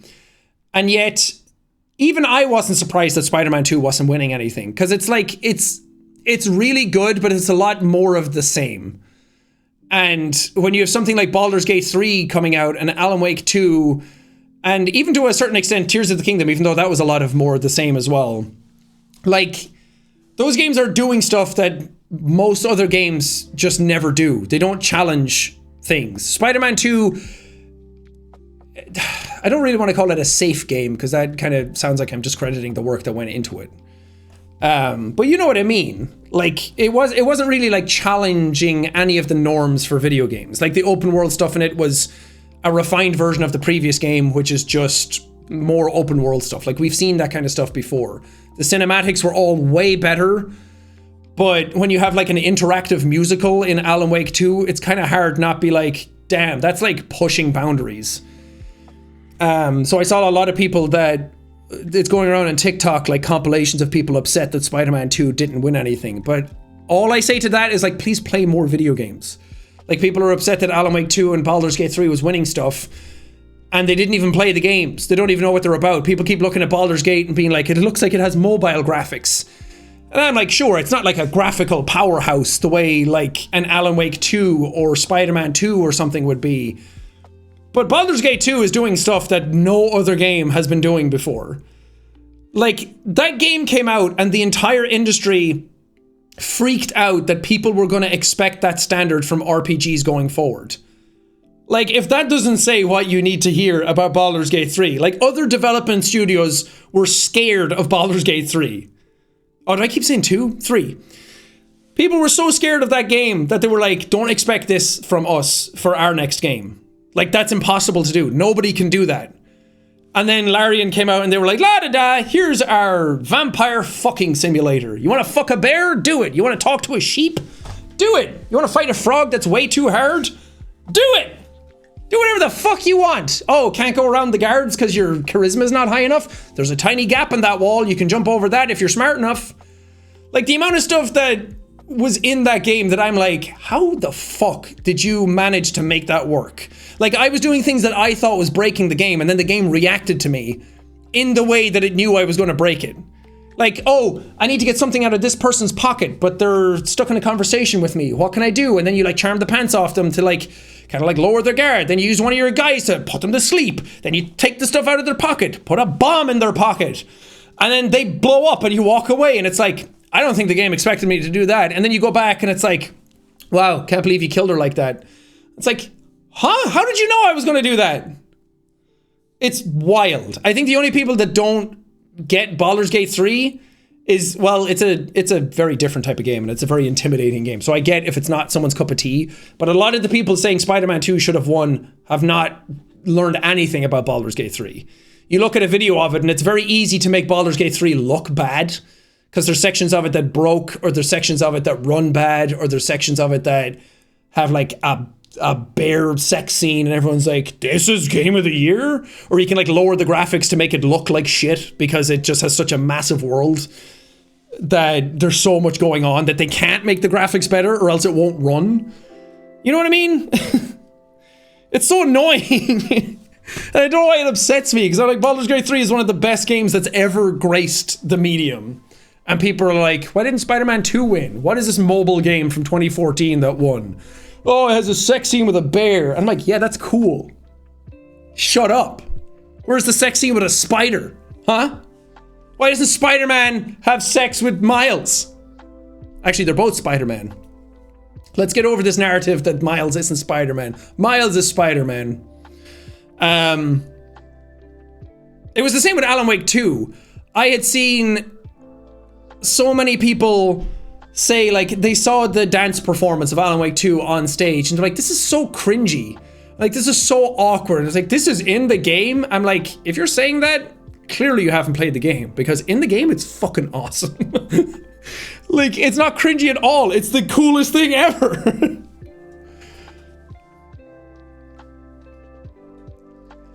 "19 inches of venom."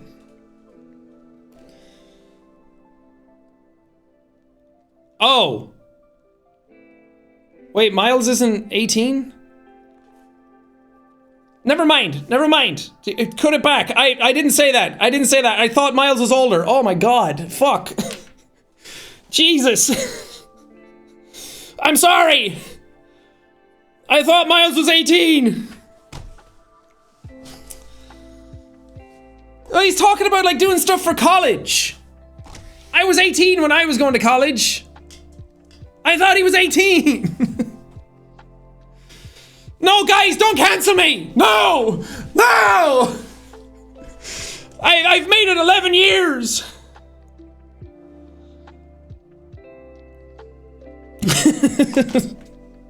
Damn it all.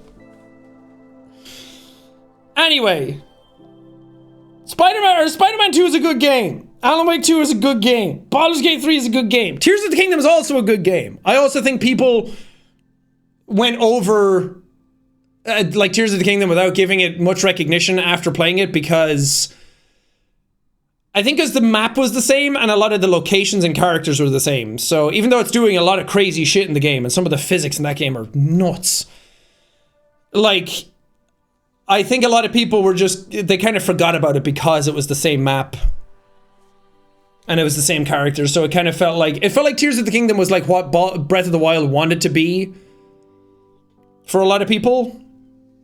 But Tears of the Kingdom is still a huge accomplishment.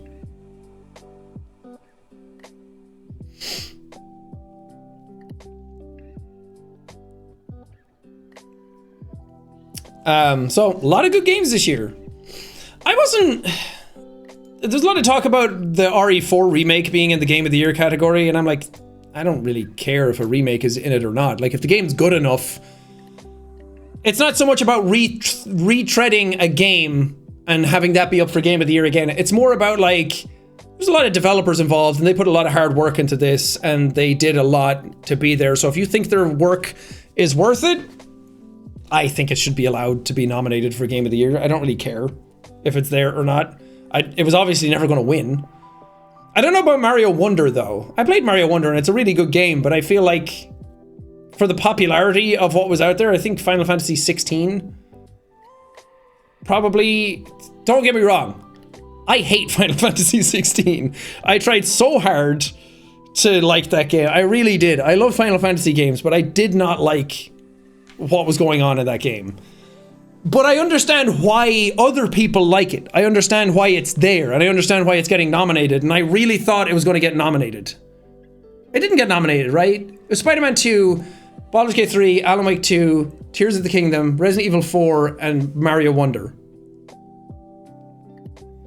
But yeah, I played Final Fantasy 16 when it came out, and I was like, here we go. And then I thought, no, I'm just kind of burnt out on some games. Like I played a lot of them back to back. I don't really think I'm in the mood for what this game is. And then I was like, I'll shelve it and I won't play it because I don't want to do it a disservice. I want to give it like a fair shot. And then I went back and played it recently when I came back from LA. I was like, you know what? I want an RPG. I want a JRPG. I'll go back and play that now. And I played a few more hours of it, and I can't. There is so much wasting your time in that game. The combat is fun, but it gets really repetitive. And then the characters are fun, but I kind of see too much of them back to back. Like the pacing of the game, I feel like is all over the place. It's like, oh, cool, really big moment, really cool moment. Now you have to sit through a million cutscenes and a whole bunch of slog for like hours. And it gets really tedious. And I'm like, I just want to go back and do the cool shit. Like, you're really good at the combat and the spectacle and the Titan fights. But holy God. I don't know. I really wanted to like it. I really did. I'm not trying to hate on the game just for no reason. I really wanted to enjoy it. Final Fantasy IX is like in my top 5 games of all time. And I liked 7 Remake for what it was.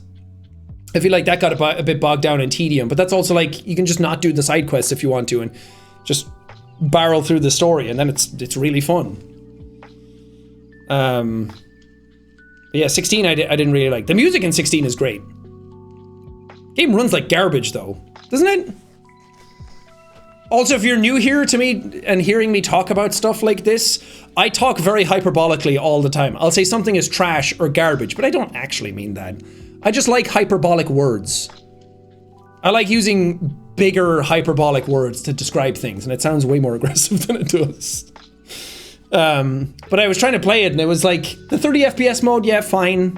If I don't have to play in 30 FPS, like if you have a performance mode, I'll take the hit to resolution and play it. But it didn't even run at 60 FPS. It kept like bouncing up and down. It was like giving me a headache. Lies of P. It's a shame Lies of P didn't win anything. I really liked Lies of P. As someone who has Bloodborne tattooed on their body and says that it's their favorite game of all time, I will go on record and say Lies of P is a very good game.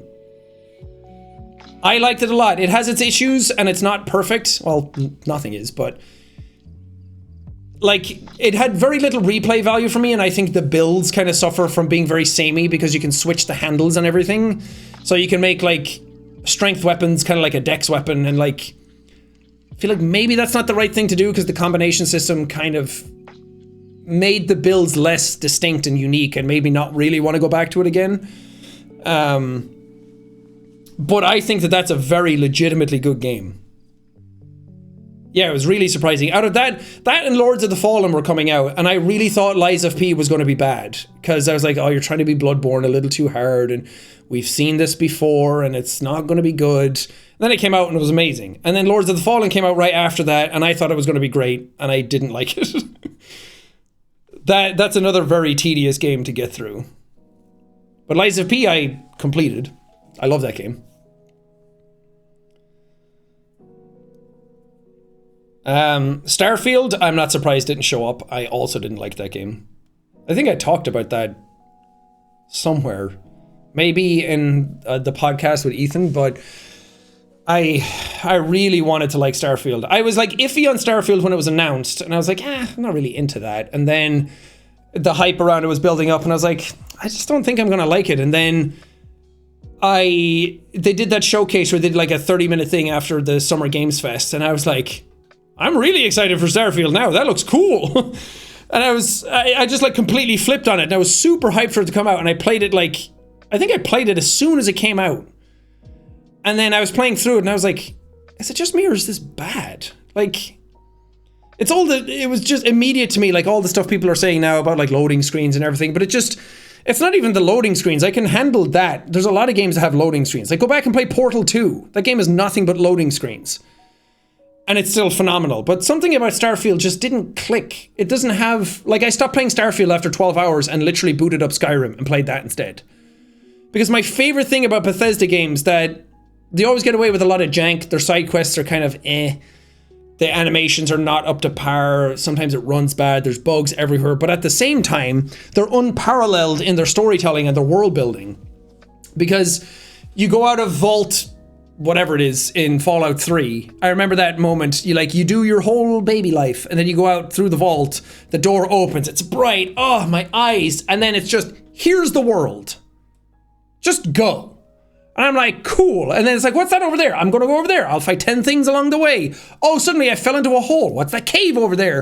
And then it's like an hour later, and then you finally get to your destination. You're like, whoa, that was epic. And then it's the same with Skyrim. You leave that area after, like, the dragon attacks, and then it's like, we need to go to River Run. Is it River Run? And then after that, it's like, yeah, go to White Run. Or Riverwood? What is it? Place by the stream? And then you go, yeah, Riverwood, and then Whiterun. And then, which is basically just Rohan from Lord of the Rings. But then you go to Whiterun, and then it's like you can follow the trail, but it's also like, dude, that mountain is huge. And you told me in the pre-trailers and everything that I can go to that mountain. That's the first thing I'm doing. I'm going straight there. And I feel like that's any open world game, like Spider-Man as well. It's like, I'm going straight up onto the World Trade Center Tower. And I want to stand on top of that. I want to go on top of the Empire State Building. I want to go to Avengers Tower. You always go to like the biggest thing. And the fact that you can do that is cool. And then you like fight bears along the way. You see some giants and you're like, whoa, not today. I'm gonna back out because you guys gonna fuck me up. And then you fight like a fucking Yeti thing on the way up and it's like, oh, you're way higher level than me. I can't kill you. And then you get to the top and it's like, whoa, there's a whole like building up here and the throat of the world and the old geezers with the loud voices are up there. Like, it's all so cool and you like make up your own story as you're going. But Starfield had none of that. Like, you get onto a planet, it's all empty, you see the same settlements over and over again, the side quests suck, it's all procedural, so nothing feels like unique or distinct. It all feels very like homogenized. All you're fighting are humans. You're not even fighting like Mass Effect. Could you imagine if Mass Effect, all the people you're meeting are all just other humans? Like, they all speak English and they're like, oh no, everyone has a universal translator, and I'm like, okay, whatever. I'll settle with that, I don't mind, as long as I can fuck the alien, who is 18. But Starfield had none of that. Starfield didn't have any, like, other, like, species or anything. Like, you had, like, other creatures running around, you can fight those, but it's all, like, hostile animals. Like, didn't really feel like there was much sentient other creatures in this universe. Like, are we the only people who have conquered space in that universe? Like, even Warhammer. Warhammer is all about, like, the Imperium of Man, or at least the 40k universe. And mankind is, like, proliferated all across the cosmos, and we're, like, the most recognizable. But you're still fighting, like, Tyranids and Necrons, and, like, the Void has all these creatures in it. And, like, what's all that about? Like, could you imagine if Warhammer was just all humans? It'd be so boring. Yeah, and, like, No Man's Sky, people keep comparing it to, which... they are, like, trying to do similar things. So I don't think it's an unfair comparison. No Man's Sky has a very crappy story, if even a story at all. And it has very crappy missions and stuff. But just that idea of exploring the planets, even though there's nothing to do on half of them, is still more exciting than what Starfield was offering. I don't know. I really wanted to like it. I, like, give it such a fair shot. How's my model painting going? I stopped a lot. I got, I realized that I really like painting when I have tutorials to follow, because when I'm trying to get into it just on my own, it's fun, but for like some of the bigger models, I want them to look really good. And if I'm doing it on my own, I'm still not that good a painter without like guardrails. So I got like a big demon guy. I forget what his name is. They all have such weird names. Like, I had Be'lakor, I did him, and he was cool. I did Mortarion? Is that his name? I did Mortarion, the goopy, swampy, infecty guy, and he was cool. I liked painting him. And then I got another demon dude. What was his name? He had like a big chain axe and big wings, and he was like a red demon. And I started painting him, and I was following a contrast paint tutorial, and I just really hated how the contrast paint looked on him. It made everything look flat and bland, and I know I could have gone in with some shades and like fixed it up, but I just wasn't enjoying painting it. Bloodthirster, yeah, that was it. So I was doing that one, and I kind of like gave up on it, and I hated how it was looking. And then I got, God, I can't remember any of the names. He looks like a giant from Skyrim. Orad or something. Warhammer, the giant model. Yeah, that's him, but what's his name? He has a name. Are people saying it in chat?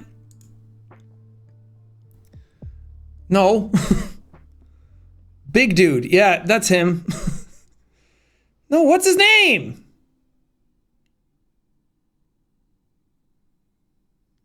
No one's saying the name. And he doesn't have a name on this post either. Oh no, that's not him. It just says giant. But he's not. He has like a skull helmet and stuff. Dank Daddy Jonathan Biggie McBig. Angron, no, it's not him.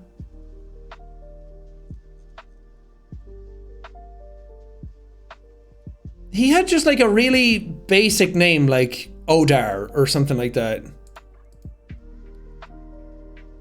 The Sons of Behemat. What's that?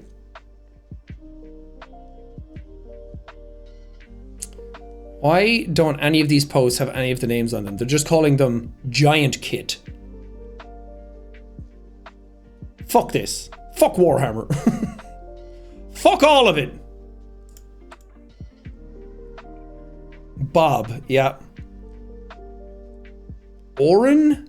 Broad! Yes! Meta Sensei, thank you! Broad! Because I kept saying that he sounded like bread in like Swedish or Dutch or something. Oh. Yeah. King Broad. B-R-O-D-D. That's it. Thank you. I also think it was Meta Sensei who gave me the name of the other one. I started painting him, so I was like halfway through him. But I realized that I should have painted him in sub-assemblies. He's your best painted model? See, I want that. But I fucked it up. I might just get another one and start it fresh. The problem is I really like the base I did for him. I took the like standard one with like the tree hammer in his hand, and the base I did for him, I took some of the like metal, kind of like, I think it was like a part of a shield or a cloth thing, and I took some of that and I snipped them up and I kit bashed it into like a fence next to him, and I was really proud of it. And I got some like real slate and I put that around and some grass and rocks, and I was really proud of how that turned out. But I hate the paint job that's happening because I realized I put on like all his fabric, and now I have to like really get in tight under everything, and it's not getting good coverage. And I'm like, I should have just painted these in sub-assemblies. I should have done your legs first. I also should have done a zenithal highlight, which is like you spray paint the whole thing black, and then you do like a passing of like light paint over the top so that it looks like light shining from the top, and you get like shadows underneath all the crevices. Because I'm painting it all on white and trying to get paint coverage on white. I have to do like 5 thin coats to like get it to not look splotchy. So I just don't like the method that I went around. So I just kind of like stopped painting him. And I think having 2 back-to-back that I fucked up, because I didn't have like a decent tutorial to follow. I really like Duncan Rhodes' tutorials. I wish he had one on Broad, because I like his painting method. Just like really standard, like base coats and then like shades and then highlights. I feel like that's my favorite way of painting. And dry brushing. I really like dry brushing. But he didn't have one, so I kind of just went with something else. And I don't think it was turning out nice. So I might get another one, be the spoiled child that I am, and just start painting it separately. I also really liked building him. He was fun to build. Yeah, it was Duncan. Duncan used to work at Games Workshop, but was he, like, who does the box art? Was he one that, like, painted stuff for the boxes? I don't know who does that, but I know he used to work for Games Workshop and do tutorials that way, and I used to follow those as well. But yeah, I'll get back into it. I'll take some time over Christmas and the holidays and get back into painting again.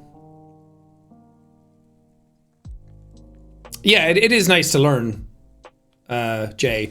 I think I learned a lot by doing it wrong. Now I know that, like, oh, I need to, like, plan out my models a bit better.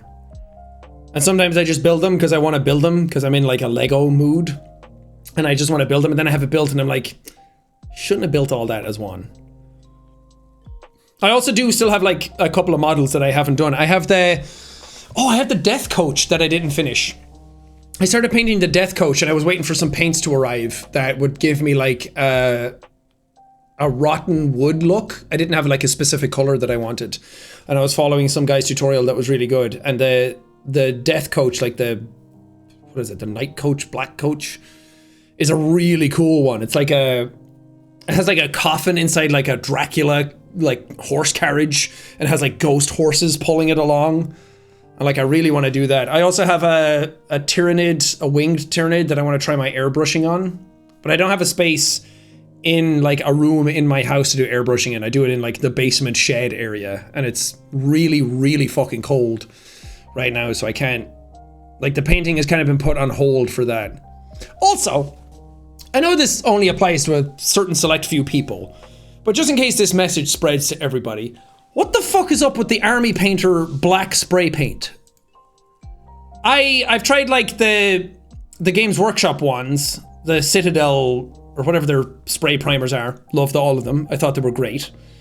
And then I was like, I got a whole set of Army Painter paints.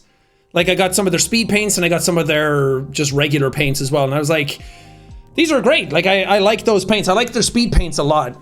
Speed painting is not really my thing. Like I said, I like this sort of, like, 3-layer approach more. But I thought they were fine for what they were doing. They had some colors that I was like, oh, these work out pretty well for what I want to do. Like, I 3D printed a Dancer of the Boreal Valley, and some of the speed paints worked well because some of the colors they had were, like, really icy blue. Speed paints are just, like, really watered down paints that, like, spread evenly, and they're like really thin, watery consistency, just for a different application. Usually it's that you paint with contrast paints and speed paints so that you don't have to do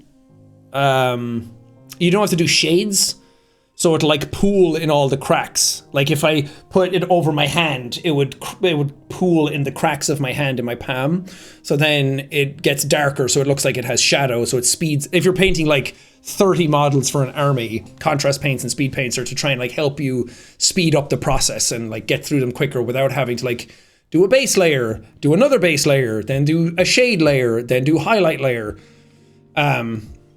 It's just to get it done really quickly. And they were fine for what they were doing. Vallejo, I really like. Vallejo paints are great. Ooh, they have speed metallics. I do like that. I do like metallic paints. A lot of people are like, let's do non-metallic metals. Like, I just don't really like how that looks. I like when the light actually catches on the metallics properly, instead of, like, oh, it would look like the light's coming from just this one direction. The illusion is cool, but I feel like as soon as I pick up the model and, like, move it around, it kind of loses that effect. But I got the Army Painter spray paints then, because I was like, Army Painter seemed like a decent company. Like, a lot of people say good things about them online. And then I got their spray paints, and their white was fine, because it's just white, it's easy. But the black spray primer, I sprayed on a model, and then suddenly the model started turning white. Like, it started getting all weird and cracky and gray. I was like, what the fuck is happening? And I was like, I looked it up online, and they're like, no, you need to, like, heat it up, and it was probably too cold. And I was like, oh, I did keep it in, like, the shade area, which was very, very cold at the time, so it probably fucked up the paint consistency. And then the next time I left it inside, it was room temperature. I shook it for, like, 3 minutes. I was like, I'll go overboard. And then I sprayed it again, and the exact same thing happened. And I looked it up, and apparently that's just a thing that happens with a lot of people. It's like either you get dud cans or the black spray paint is just shit. And then I took the Games Workshop Citadel spray or whatever they have, and I had that in the shade area. That was really cold. And I was like, does this happen to all of them? Sprayed the black on, totally fine. It wasn't affected by the temperature at all. Stink. But at least now I know not to get Army Painter paints. But now I do have a lot of them in my house that are doing nothing. Well, their other paints are good. They're good for like mixing and finding colors that I don't normally have. And like edge highlighting and things like that. So they'll get use, but I still hate that Citadel are like one of the best ones. Like, I don't want to like Citadel paints. I hate their pots. And people are like, you can transfer their pots into squeezy bottles. And I'm like, I'd rather rip pubes off. That just sounds like homework. That sounds awful. Why would I do that? And like, how do you get all the paint out of the pot and not leave some of it in the funnel or in the pot? Like, you're not getting all of it out. Just make squeezy bottles. The fuck are they doing? Why do they make the pots? Makes no sense. I hate them. I always have to like scoop the paint out, and then it's like, well, you don't use a good brush or a brush that you're gonna paint with because you're gonna get it in the fucking metal part of it and it's gonna ruin your bristles. So use a shit brush to scoop it out, or a stick. It's like all these things that, like, if you're not into the hobby, I guess you wouldn't get, but my God, I've only been painting for like 8 months and I'm already sick of their shit. But it's a fun hobby though. It's very meditative. Every time I go to the Games Workshop store in Brighton, who all know me very well now, and I've given them a substantial amount of money just from models. I went in one day and I bought 43 paints. I was like, I have a list of the things that I need from this tutorial. Can you find them for me? Thank you.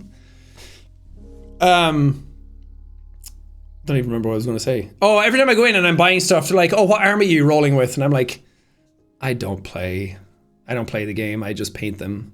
I just like building and painting. And they're like, that's fine. That's cool. Like, that's the best part of the hobby. Like, you can do whatever you want with it. And I'm like, yeah, but you guys all play and I don't know anything. I'm like, what's the Age of Sigmar? I don't know what that is. So I asked him one day, and one of the guys said it's like an old line that they kind of like brought back or revamped, or it's like a newer version of like an old battle line. But I was like, I don't know what the old battle line is. Sorry. I don't know anything about the lore all that much. But yeah, it's a very fun hobby. It's one of those hobbies that's very meditative. It's like, I don't paint to get a final product. It's great that I do have one, and it's cool that I have some like really good ones that I like on my shelf now. But I just like painting because it turns off my brain. I can have like a TV show on in the background and just get lost in it. It's very good mental health exercises. It taught me a lot of patience as well. Even though I fucked up the last two, but it didn't like discourage me from going back to painting. I want to pick up another one. I do like the big models. I think they're more fun. The little models, it's like one small mistake can fuck up the whole thing. And it's just not as... I like having a big model that I work like a week on, and then I'm done, and I'm like, wow, look at that. My Bellacore, is that his name? He's my favorite model that I've done.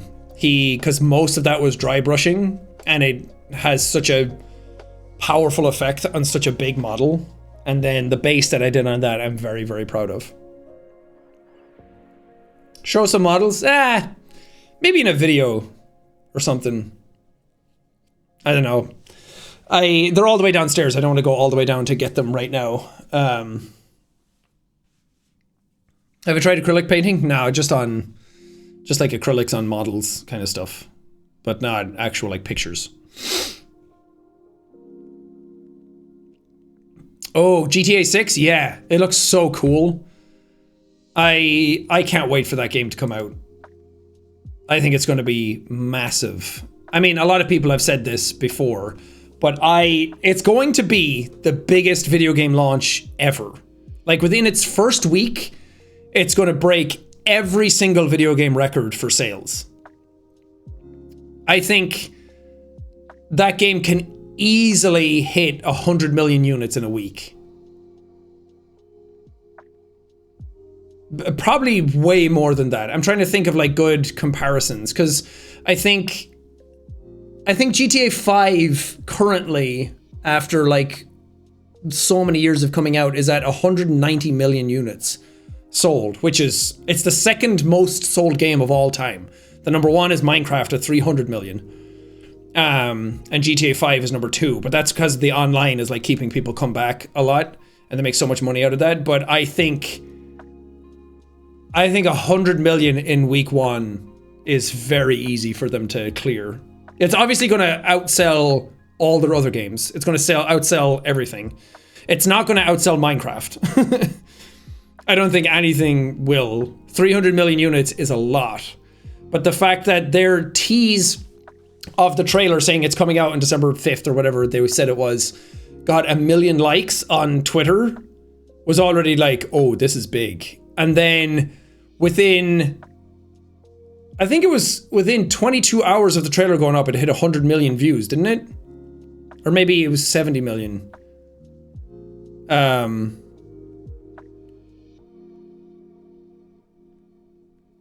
Oh, right, wait, it can't hit 100 million. There's only 70 million PS5s and Xboxes. That's true.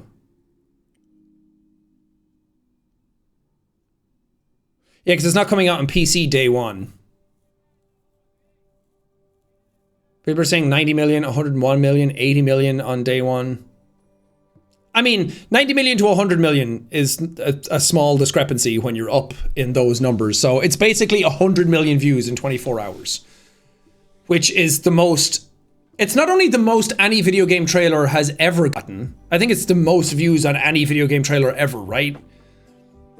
But it broke the most amount of views in 24 hours record by a huge margin.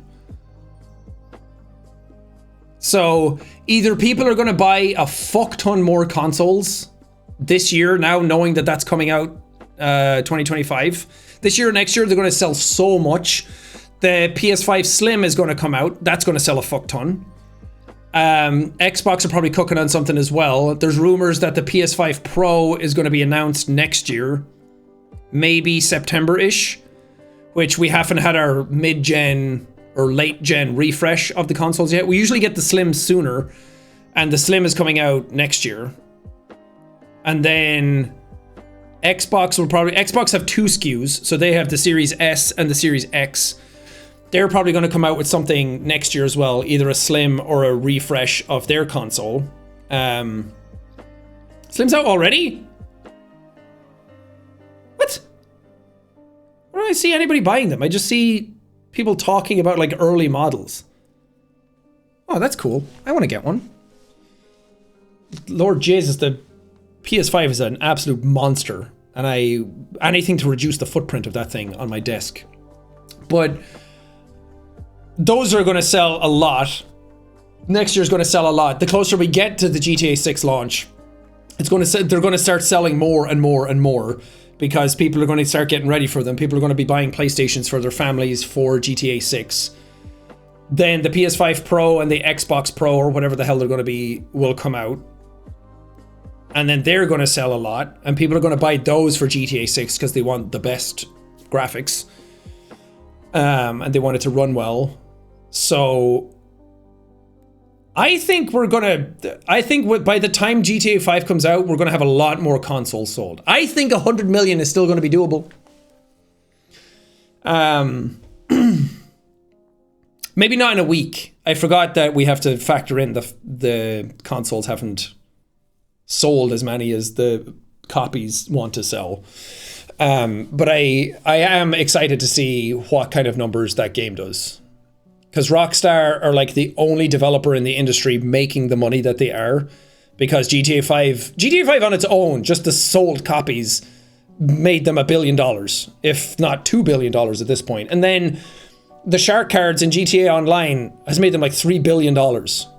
And it cost them $1 billion to make GTA 6. A lot of games that come out, a decent AAA game, I think, is like $150 million to make. And I think something like Last of Us 2 and God of War are all like in the $300 million range. What did I say again? Did I say GTA 5? GTA 6, whatever, numbers.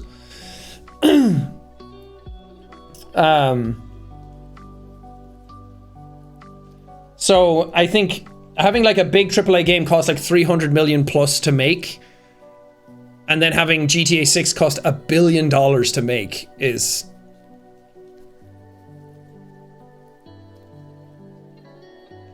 GTA 5 made $1 billion in its first 3 days of release. Holy God.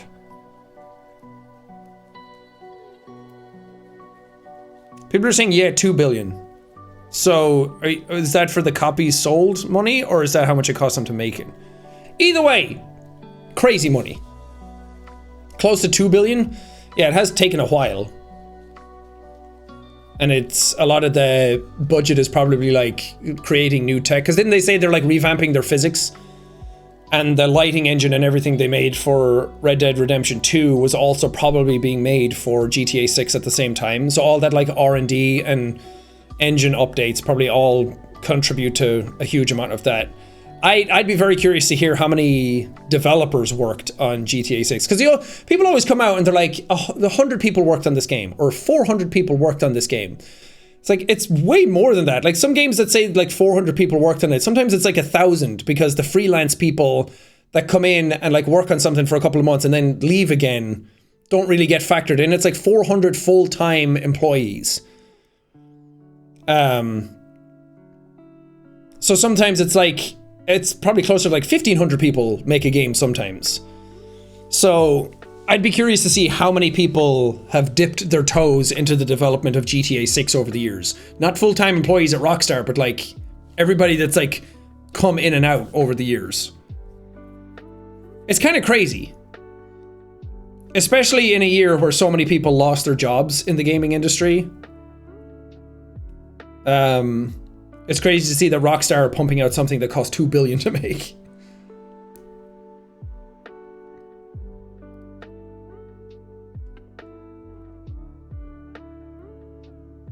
New Rage engine? Yeah, their engine's pretty cool.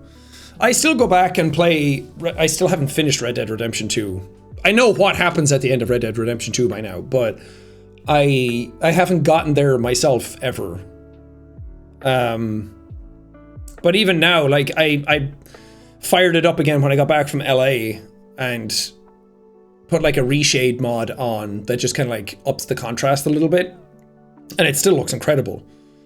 Like the amount of animations going on, the lighting, the clouds, the weather system. It's amazing. I can't wait to see what GTA 6 looks like. I mean, we saw it in the trailers, but I mean like from a playing perspective. Have you played Hades? Sure have. I played it on stream once, where I let chat pick what to pick. Red Dead Redemption 2 not getting Game of the Year was sad. Yeah, is that the year that Sekiro won Game of the Year? Because Sekiro was my Game of the Year that year. But that's only because I'm a slut for FromSoft. And don't get me wrong, Sekiro is definitely a contender. Oh, okay. Ooh, God of War. Because I was like, it would pain me to know that Sekiro took a Game of the Year away from Red Dead Redemption 2. Yeah, that was... God, the years don't make sense anymore. God of War beat Red Dead Redemption 2 for Game of the Year. I don't think I agree with that. Like, I played God of War more than Red Dead Redemption 2. And at the time, obviously, I enjoyed God of War more than Red Dead Redemption 2.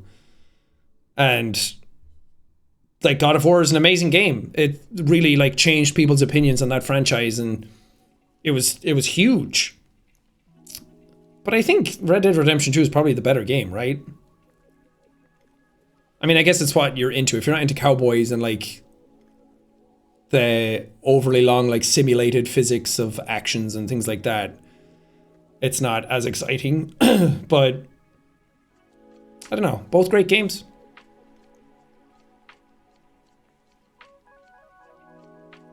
Because, like, Red Dead Redemption 2, like, technically is very, very impressive and is doing way more than God of War is doing under the hood. And visually, I would say it's one of the best games ever. But people always talk about Arthur Morgan being, like, one of the best video game characters that's ever come out. Like, Kratos is fun. He's a fine character, but Arthur Morgan is, like the top of a lot of people's lists ever. Like, he's number one for a lot of people now. I don't think I've ever seen anyone say Kratos is the number one video game character. I like Kratos, and I like him in the new games, but there's not a whole lot to him compared to someone like Arthur Morgan. I feel like even if you didn't even if you don't care about Red Dead Redemption 2, if you watch the ending to Arthur's story in that game, like, I can't not cry every time I've seen it. John Marston is better? How fucking dare you? How dare you come in here with that slander?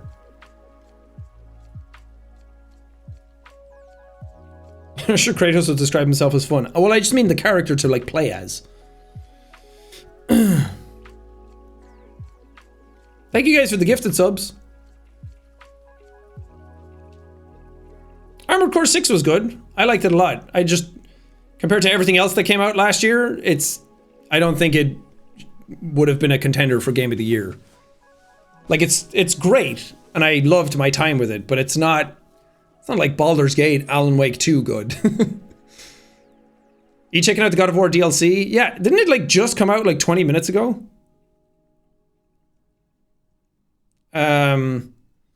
I was really excited for the fucking noise of the audience when that showed up. I think a lot of people in the crowd thought it was a new God of War game. Because it showed, like, the chair in the water, and then Kratos, like, came by, and the crowd was fucking loud. And it was really wild. And I was like, oh, this is the DLC that they're talking about. Because, I mean, we all kind of knew DLC was going to come. And then it showed what it was, and I was like, oh, it's a roguelike. Okay, I'm like, that's fun, and it's awesome that it's free. It's nice to get free DLCs like that, and people don't have to pay for it. But at the same time, I'm like, I wanted a story DLC. Like, I'm not a big fan of, like, challenge mode DLCs or, like, roguelike mode DLCs, that kind of stuff. I feel like I would have liked to see, like, what's going on? Like, another big boss fight and, like, a little story section. I like those types of DLCs. But I'll still play it. I'm sure it'll still be good. It will have some story. Like, it's not going to be completely devoid of that, but I just mean, like, isn't the whole thing just, like, you go in, you try Valhalla, and you keep doing the runs through that, like the challenge areas in the previous game? I don't think it has, like, a map that you can go in and explore as much as the other areas. I think it's like you go in, you explore a little bit, then you get, like, to the challenge area, and then you just kind of, like, repeat that, and then you get story through those elements, and then you get to the end of it and something happens. At least that's it. In my mind, that's what I thought it was. And that's probably why it's free as well, that they're like, there's probably not much more to it, so they're like, I don't know. I could be wrong.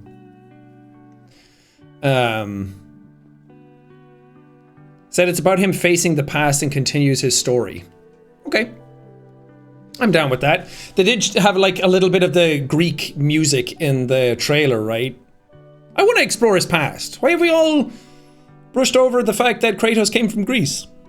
Is it because he was a horrible person? And it's kind of hard to redeem that character? But yeah, I don't think I'll record it today.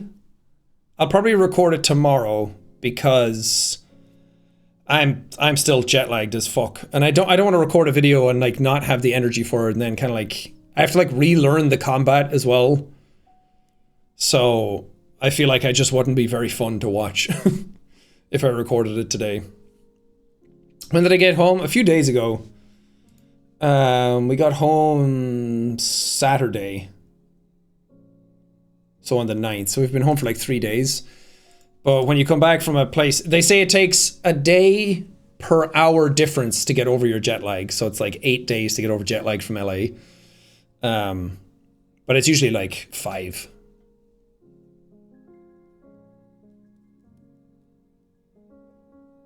You're never playing game live again? I mean, never say never, but I just don't stream that much. I like recording games more than I like streaming games. It depends on the game. Like something like an Among Us or a Lethal Company, I think is fun to stream. But I also just like, I don't know. I like just recording instead. I like having something done and then giving it to the audience to react to, rather than having everything all happen all at once. Because I don't like having so much input from people while I'm playing a game. I like separating them out. Are you going to release a Lethal Company video? I would like to. I need to find people to play with. I feel like that game lives and dies by the people you're doing it with.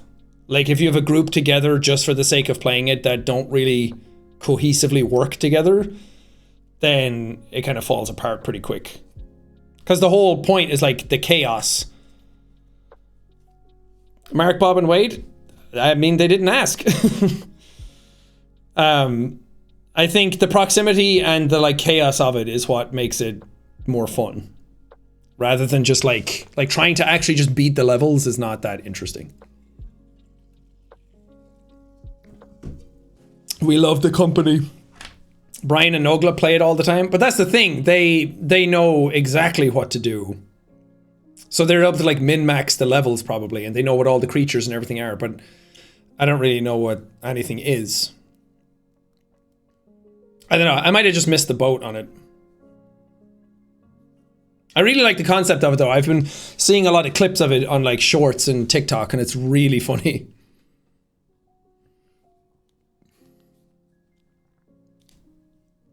The mods are cool too. There's mods in it. I love a good moddable game. Sykkuno and Ray play it a lot, but that's the same thing.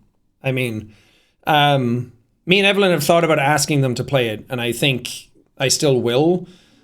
But whenever it's people who like really know how the game works and how to play it, and Sykkuno masters every game within a couple of days. But it would probably still be fun to play with them, I think. A good mix of like progress versus chaos. Because Sykkuno is very good at like knowing how a game works and then leads you into terrible situations.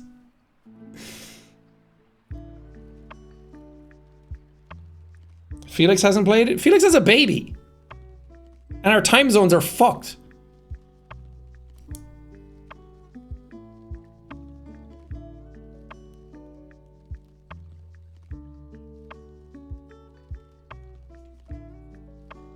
Oh, you played it with Ken? Oh. Again, first I'm hearing of it. He can invite the baby. But yeah, I'll look into it. I have to get through God of War DLC first. And see about that. And I think that's like the only other thing coming out. There's some stuff announced at Game Awards that was like, coming out December 2023. I'm like, ah man, I wish I was into this game. Will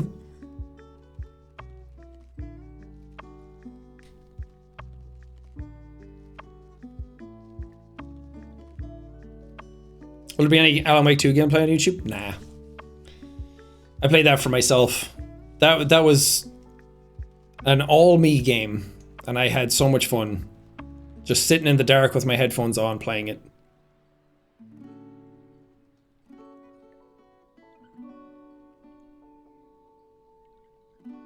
Other than the comic, any more stuff coming? Oh yeah, I released a comic. Wait, I have them here. Hold.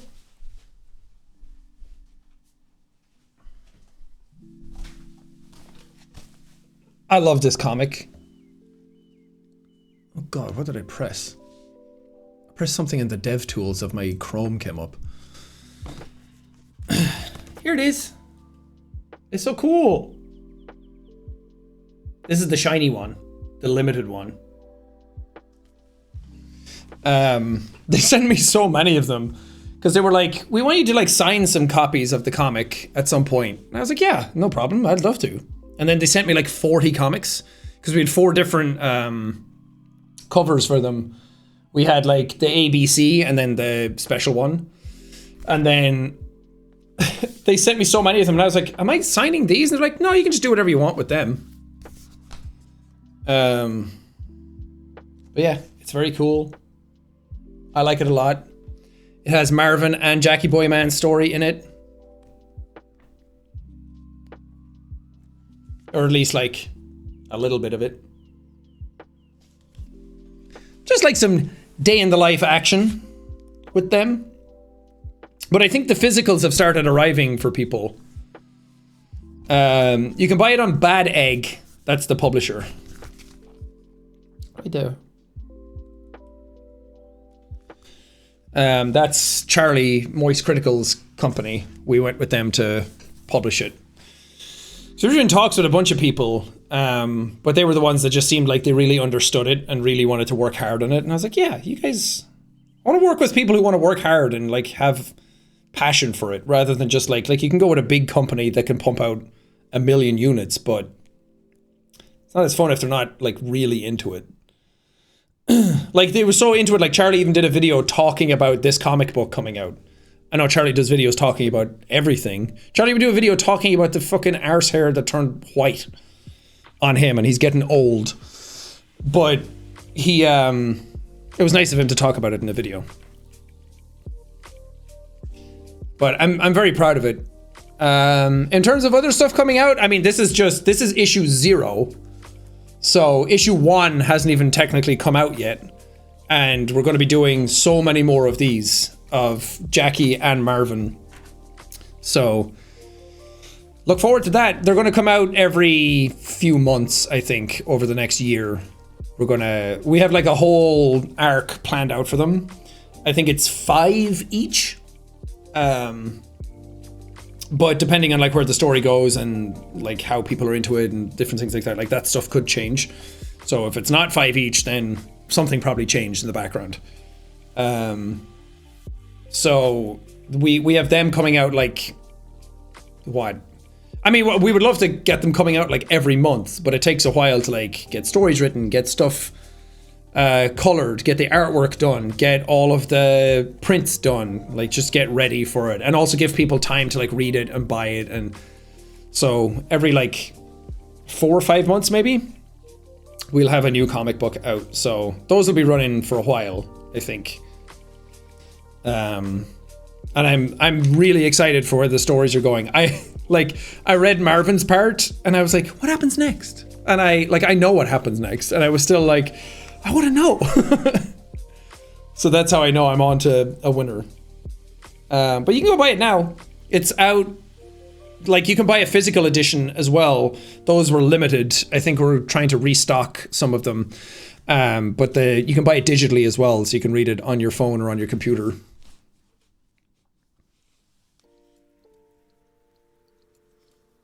Gonna play Poppy 3? Yeah. I'll play it. It's not coming out for a while though. I saw that they delayed it like a bit into 2024.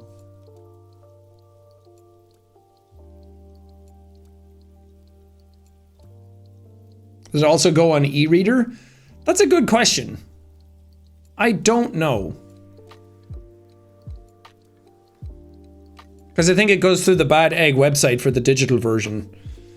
So I don't know if you can get it on an e-reader.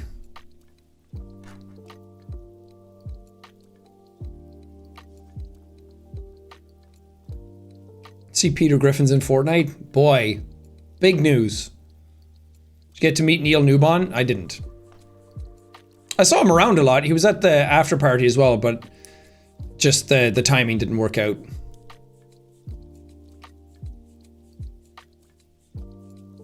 He had a very nice speech though, even though he got cut off.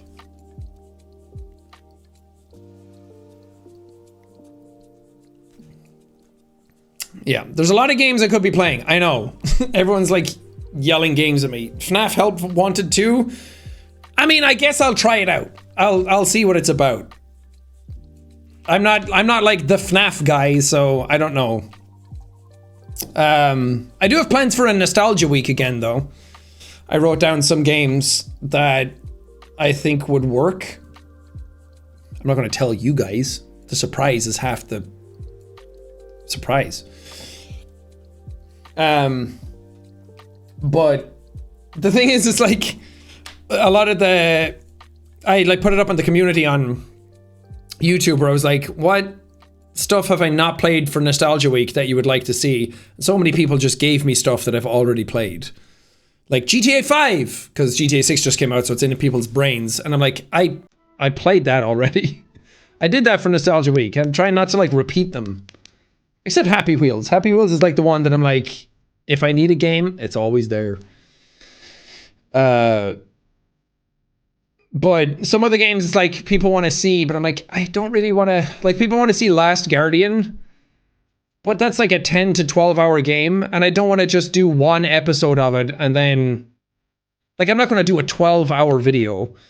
It's also like I would have to start recording right now to get it done for 2 weeks from now. Like, it takes a long time to edit something that big. I'm like, I can't do that. I can't do games like that, and I don't really want to do just one episode on it and then have it be done. Like I could, but that's like, it's not really fun for anybody to watch.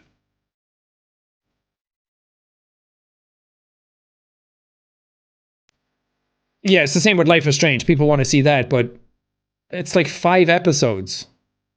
Even if I just did one episode, last time I did them, like every single Life is Strange video I've done have all been copyright claimed.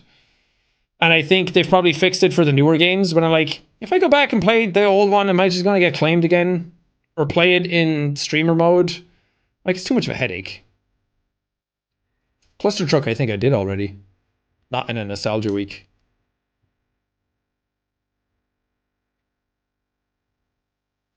Okay, I have some. I have 1, 2, 3, 4, 5. I have like 6 games written down. I don't know if I'll play all of them, but I'll do them. Some of them are fun that I was like, oh yeah, I should do that. We'll see. I also saw that, I mean, not that I'll play it on the channel or anything, but Last of Us 2 is getting a remaster in January. Like, they're bumping up all the graphics and everything for PS5, but they're also adding a roguelike mode to it. Which I guess that's just the thing to do now.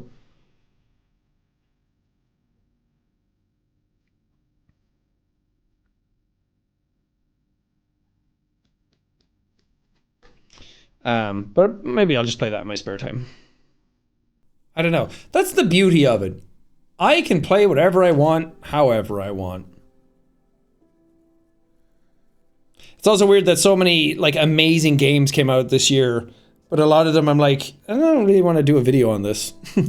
Like Baldur's Gate 3, I'm like, I'm not touching that for a series. That would be 30 parts long. Spider-Man 2, obviously, yeah. Alan Wake 2, I was like, nah, that's just for me.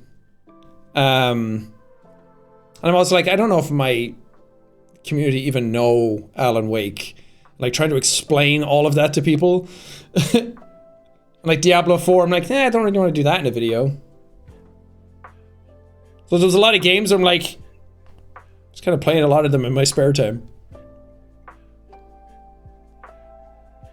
Resident Evil 4 did get a VR update. It did get DLC as well, but I don't know if I'll play that. But the VR version of it, I'm really excited about because the last, like, Resi 7 and 8 VR have been really good. So the VR would probably be good as well. Maybe I will play the DLC. Just do it all in one video. Gonna play something with Evelyn. I do want to do more stuff with Evelyn next year. Like, Evelyn does Nancy Drew games on her channel all the time, and people love them. And I'm like, it might be fun to just have her on my channel and play a Nancy Drew game on my channel. Like, it's such a fun thing to play. They're so silly and they're so goofy, and I love just making jokes about them. And I'm like, people love Nancy Drew games. And I had fun the few that I played with her on her channel, so why not?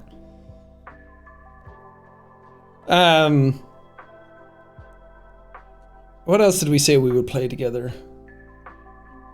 There's also the Room games that me and her played in our spare time, because she played them on her channel and she really liked them, and it's just like a puzzle box thing, but they have like an ongoing story and it's really cool.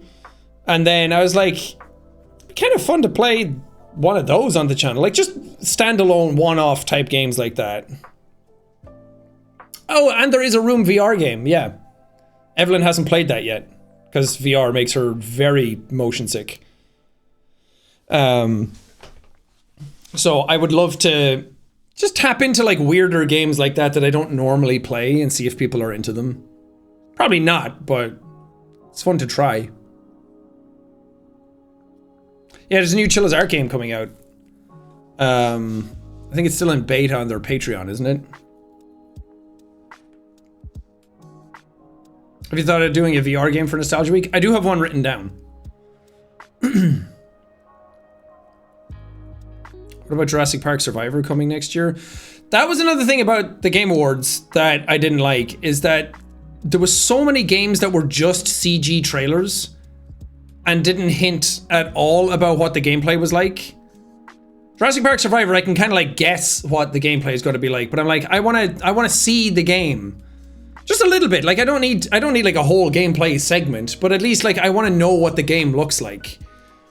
And usually they just put out CG trailers because they get hype rather than having to like show the game. Like if you show the game too early and then people aren't into it, then it just kills the game. But like a CG trailer of Jurassic Park is always going to go down well with people. But if you showed the gameplay and it wasn't good, then people would be like, I don't care about this. So I just wanted to see more of that. Like, that's what I mean. I like Kojima games. I'm one of the few that actually liked and finished Death Stranding on my channel. But coming out and talking about your game and not actually telling us what it is and saying like, you'll be surprised and it's nothing like you've played before and I'm trying new mechanics and here's Jordan Peele and he's working on it with me, and like, this doesn't tell me anything about your game. Like, you're building hype, sure, but I want to like know what it is. But footage of that supposed game did leak last year, where people were like, this is Kojima's new game called Overdose, and it looked like The Quarry or Until Dawn or something like that, and everyone was like, that's not his game, like, you're just trolling. And then he came out on stage and talked about it and it called it OD, and it's like, so it is Overdose. And then he talked about like in interviews that it's like a new way to play the game, and he wanted to do it, he wanted to do something that had never been done before and like use mechanics that had never been done before. But the version of Overdose that was shown was like, it's basically like watching cutscenes of a game and then reacting on like your phone or with a controller to stuff that's happening. So, because he kept saying like, it is a game. And whenever somebody says that, it's like, I don't know, is it a lot of cutscenes and there's like a little bit of interactivity and then that's what the game is? And the footage that it showed, like obviously it's way early to be showing it off, like the stuff that leaked. I think you can probably just look it up on YouTube if you look up like Overdose leaked gameplay. Like for me personally, it didn't look good, but it is a really early version of the game. But just what the game is trying to do, because here's my conspiracy theory. So Silent Hill Ascension came out, which was basically that. And it was like a play through your phone kind of thing. It was like a communal experience. I don't actually really know what Silent Hill Ascension is, but everything I've heard about it sounds bad. And people didn't like it. And it's not really what a Silent Hill game should be.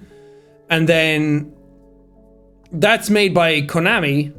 So I'm like, was that what he was trying to make before he left Konami?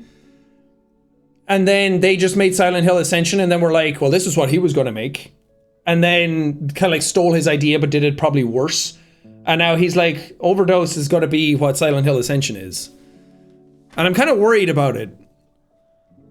And And I think, because he talked about working with Jordan Peele, but I don't think Jordan Peele's like making the entire game with him. He also talked about working with Junji Ito. There's an interview where Junji Ito talked about a horror game Kojima's making that he's working with. And then Kojima tweeted that he's working with a lot of directors, and he's working with, like, what's his name? Nicholas Winding Refn, or I don't know how to pronounce his name. He's working with him a lot, and like he did a tour of directors a while back. You can go back through his Instagram and see all the people he was meeting. So I think it's going to be like an anthology thing where each director like gets a segment of the game that they get to make, or it'll be like separate chapters or an episodic game. And then each one of them will like bring their own spin to it. So you'll get like the Junji Ito one, you'll get the Jordan Peele one. And that's kind of cool. But I don't want to jump the gun too quickly, but I just don't really have high hopes for what it is going to be. I feel like it's going to be a very passive thing to play, and you're just going to be watching, because Kojima does love his cutscenes and he does love his Hollywood actors. And I'm worried that this is just a game where he gets to like go off on that and just kind of like fulfill that fantasy. Like work with directors, work with Hollywood actors, just make a ton of cutscenes. And like make it very moody and vibey. But I'm worried that the gameplay is not going to be there. He just put like little spins on things here and there. And who knows, maybe it'll be amazing. Maybe it is a new way of playing games. But when he said that Death Stranding was a brand new type of game, it's a Strand type game. It's a new genre. It's kind of hard to take what he's saying seriously and not with like a huge grain of salt. Because I really want to like his games, because I like the first 3 Metal Gear games are like my favorite. They're so good. I love them so much. They inferred so much of like what I like in games these days. And Metal Gear Solid 3 is still like top 10 list for me. But I feel like Metal Gear Solid 4 I didn't really like. Metal Gear Solid 5 I liked a little less. Death Stranding I liked a little less. I'm worried that there's a concerning trend. But on the other side, to not be as cynical, I want it to be really good. I want it to be a really good game. So we'll see what happens. If it's shit, called it. If it's not, he's a genius. We should have that, like, the thing is like folder if thing gets announced, folder if thing doesn't get announced. Like the memes for it. PT was great. It was. And I really, really liked PT. And it was such a fun thing to be part of and like experience for the first time before people like really figured it out and before it got taken down. But PT is like a proof of concept. PT is not a game. Like it's not a full game. It's just an experience that you can go through where it's like, how many types of scares can we do? And I personally don't think if we got the Silent Hills game that was going to be from PT, because even Kojima himself said that PT was not indicative of what Silent Hills was going to be. It was just like, what can we do with scares? I don't think Silent Hills was going to be that good. I think the idea of what it was going to be versus the controversy of it being taken down and all of that stuff is way more exciting than what the actual game was going to be. Because they did a proof of concept trailer. If you look up the PT Silent Hills concept trailer, they showed a lot of stuff in that, and it was like, it was very generic horror. There was some cool moments, like some of the like designs of the creatures was cool, but it was like a ball at the door, a child giggling, and it was like a stock child laugh. And then it's like all of that stuff was like, that's like very standard indie horror stuff now. It was cool that like the door opened and like blasted itself across the wall and then opened on the other side of the wall. That kind of stuff was cool. But I think people romanticize what PT would have been rather than, I don't know.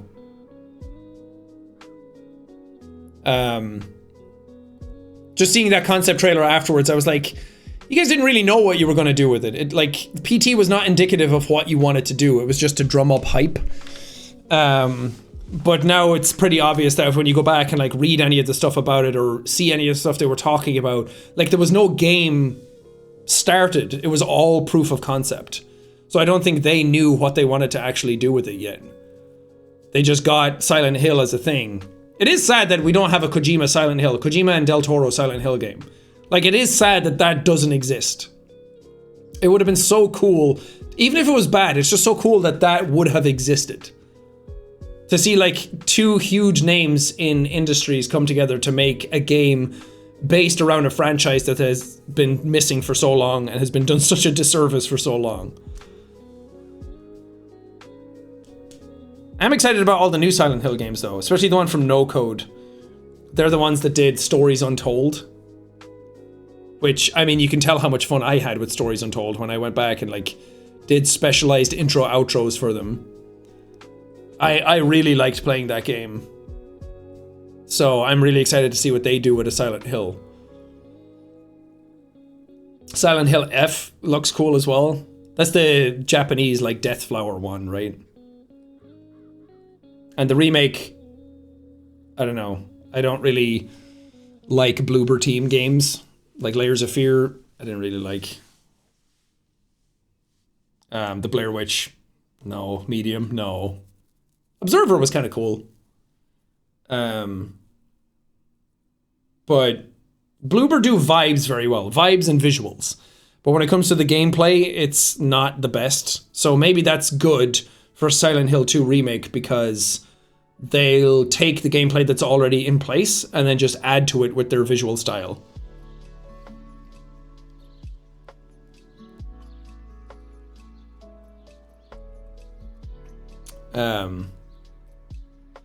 Yeah. Either way, I still love video games. I think they're incredible. I can't wait to see more of them come out. I love Game Awards. I think the whole vibe around video games is amazing. And I hope it keeps going for a long time. I'm very worried about where things are headed for the industry because games are getting way too expensive to make. They're taking really, really long to make. Like people were pointing out that between GTA 6 and GTA 5, so much time has passed. They did bring out Red Dead 2. So they were working on something. But between GTA games, like GTA 5 came out in 2011, right? I was 21 years old. I'll be 35 when GTA 6 comes out. That, like, when you mark them that way, that's weird. Oh, 2013. Okay, so it's not that bad. I was 20, that's still pretty bad. It was 10 years ago.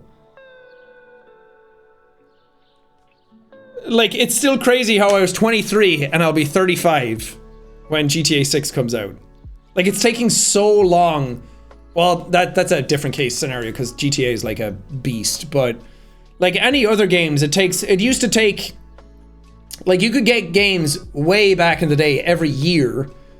I mean, some games still release every year, but then it was like every 2 years, then it was every 4 years. Now you're lucky if you get a game within 6 years of when it starts development. Like a game coming out in 4 years is crazy to think about. Yeah, like you have 2 to 3 more GTAs in your lifespan, someone said. I can't imagine that. Like people were pointing out with Bethesda as well, between Elder Scrolls games, it's going to be so long, because that was 2011. Elder Scrolls 6, I imagine, is going to be a 2027, 2028 game, is when I think that's going to come out. And like that's a huge amount of time between them. But then in between that, they're probably going to do another Fallout, another Starfield, and then another Elder Scrolls. I'll probably be dead before another Elder Scrolls comes out after 6. It's crazy to think how long it takes to make a game these days. So I'm kind of worried about that. But that's where the indie scene thrives. And it just costs so much money to make these games now because they take so long and because the graphics are so good and the physics and all of that kind of stuff and people making their own engines. Yeah, and GTA 6 could be $80 as well. Like, games might have to get more expensive because that's also the thing that people are, like, developers really want to do is you release a game. Before it was like, release game, it does well, move on to the next game. But now, because stuff does so well, like the Fortnite shop, GTA 5 shark cards, like people want to make a game and then they want to somehow get more money out of it until the next game is made. So they're trying to figure out how to do that. which I like from a business standpoint does make sense, but that's where like DLCs are such a big thing now. Live action games are such a big thing now, like Warframe and MMOs like Final Fantasy 14, like games that you can continuously keep pumping out content for, but keep making money off is like the gold standard for a developer or like a publisher like Sony. Sony bought Bungie because they thought that was going to be like their cash cow, because Bungie do like their monetization the way they do and keep updates coming out all the time for Destiny, and then laid off so many of them. And apparently it's in their contract that if they don't hit a certain financial goal by a certain period, that Sony can just take over Bungie and do whatever they want with them. So that's supposedly why they laid off a whole bunch of employees, because they can't afford to pay the staff to meet the financial goal to keep their company under their own name. So that kind of stuff I think is very scary. And like Bethesda are owned by Microsoft now. Like that kind of stuff I feel like is only going to get worse as the years go on. So we'll see what happens. I like video games a lot, but I feel bad for the people who make them. Because I know a lot of people who make video games. I know a lot of people in the industry, and it just sounds so grueling and so miserable. And you don't really get enough credit for the work you're putting in. And it's a miracle that video games ever get made in the first place. But I like playing them. Great year for us playing them. Bad year for people making them. Sums up all of 2023. So we'll see what next year holds. Will it be a very slow year? Will nothing come out because everything came out this year? Because all the COVID games happened back to back? We'll see. Anyway, I think that's going to do it for me for the stream. Just wanted to catch up, let you guys know where my head's at after Thankmas and the Game Awards, and talk about games in general. Thanks for watching. Hope you guys have good holidays. Obviously I'll have videos coming out. You can still watch me on YouTube. Like I have games coming out. I recorded 2 videos yesterday. Like I'll have stuff coming out. People are editing. I'll probably record stuff tomorrow as well. Like, you know, it's coming out. It's fine. Just go watch on YouTube. Go subscribe there. Be ready for it. But in terms of streaming, you'll probably see me in 10 months again. Next year when we do talking about Game Awards and Thankmas again. And it's like, oh, it's all gone wrong. Thankmas was a failure. I died on stage. Anyway, that's going to do it for me. Thank you guys so much for watching. Appreciate you all. I think Evelyn's streaming on YouTube right now. Go watch her. Or did she end? No, Evelyn's playing indie horror games on YouTube right now. Go watch her. She's amazing. We love Evelyn. Be nice. Be kind. I'll see you when I see you. Okay, bye-bye.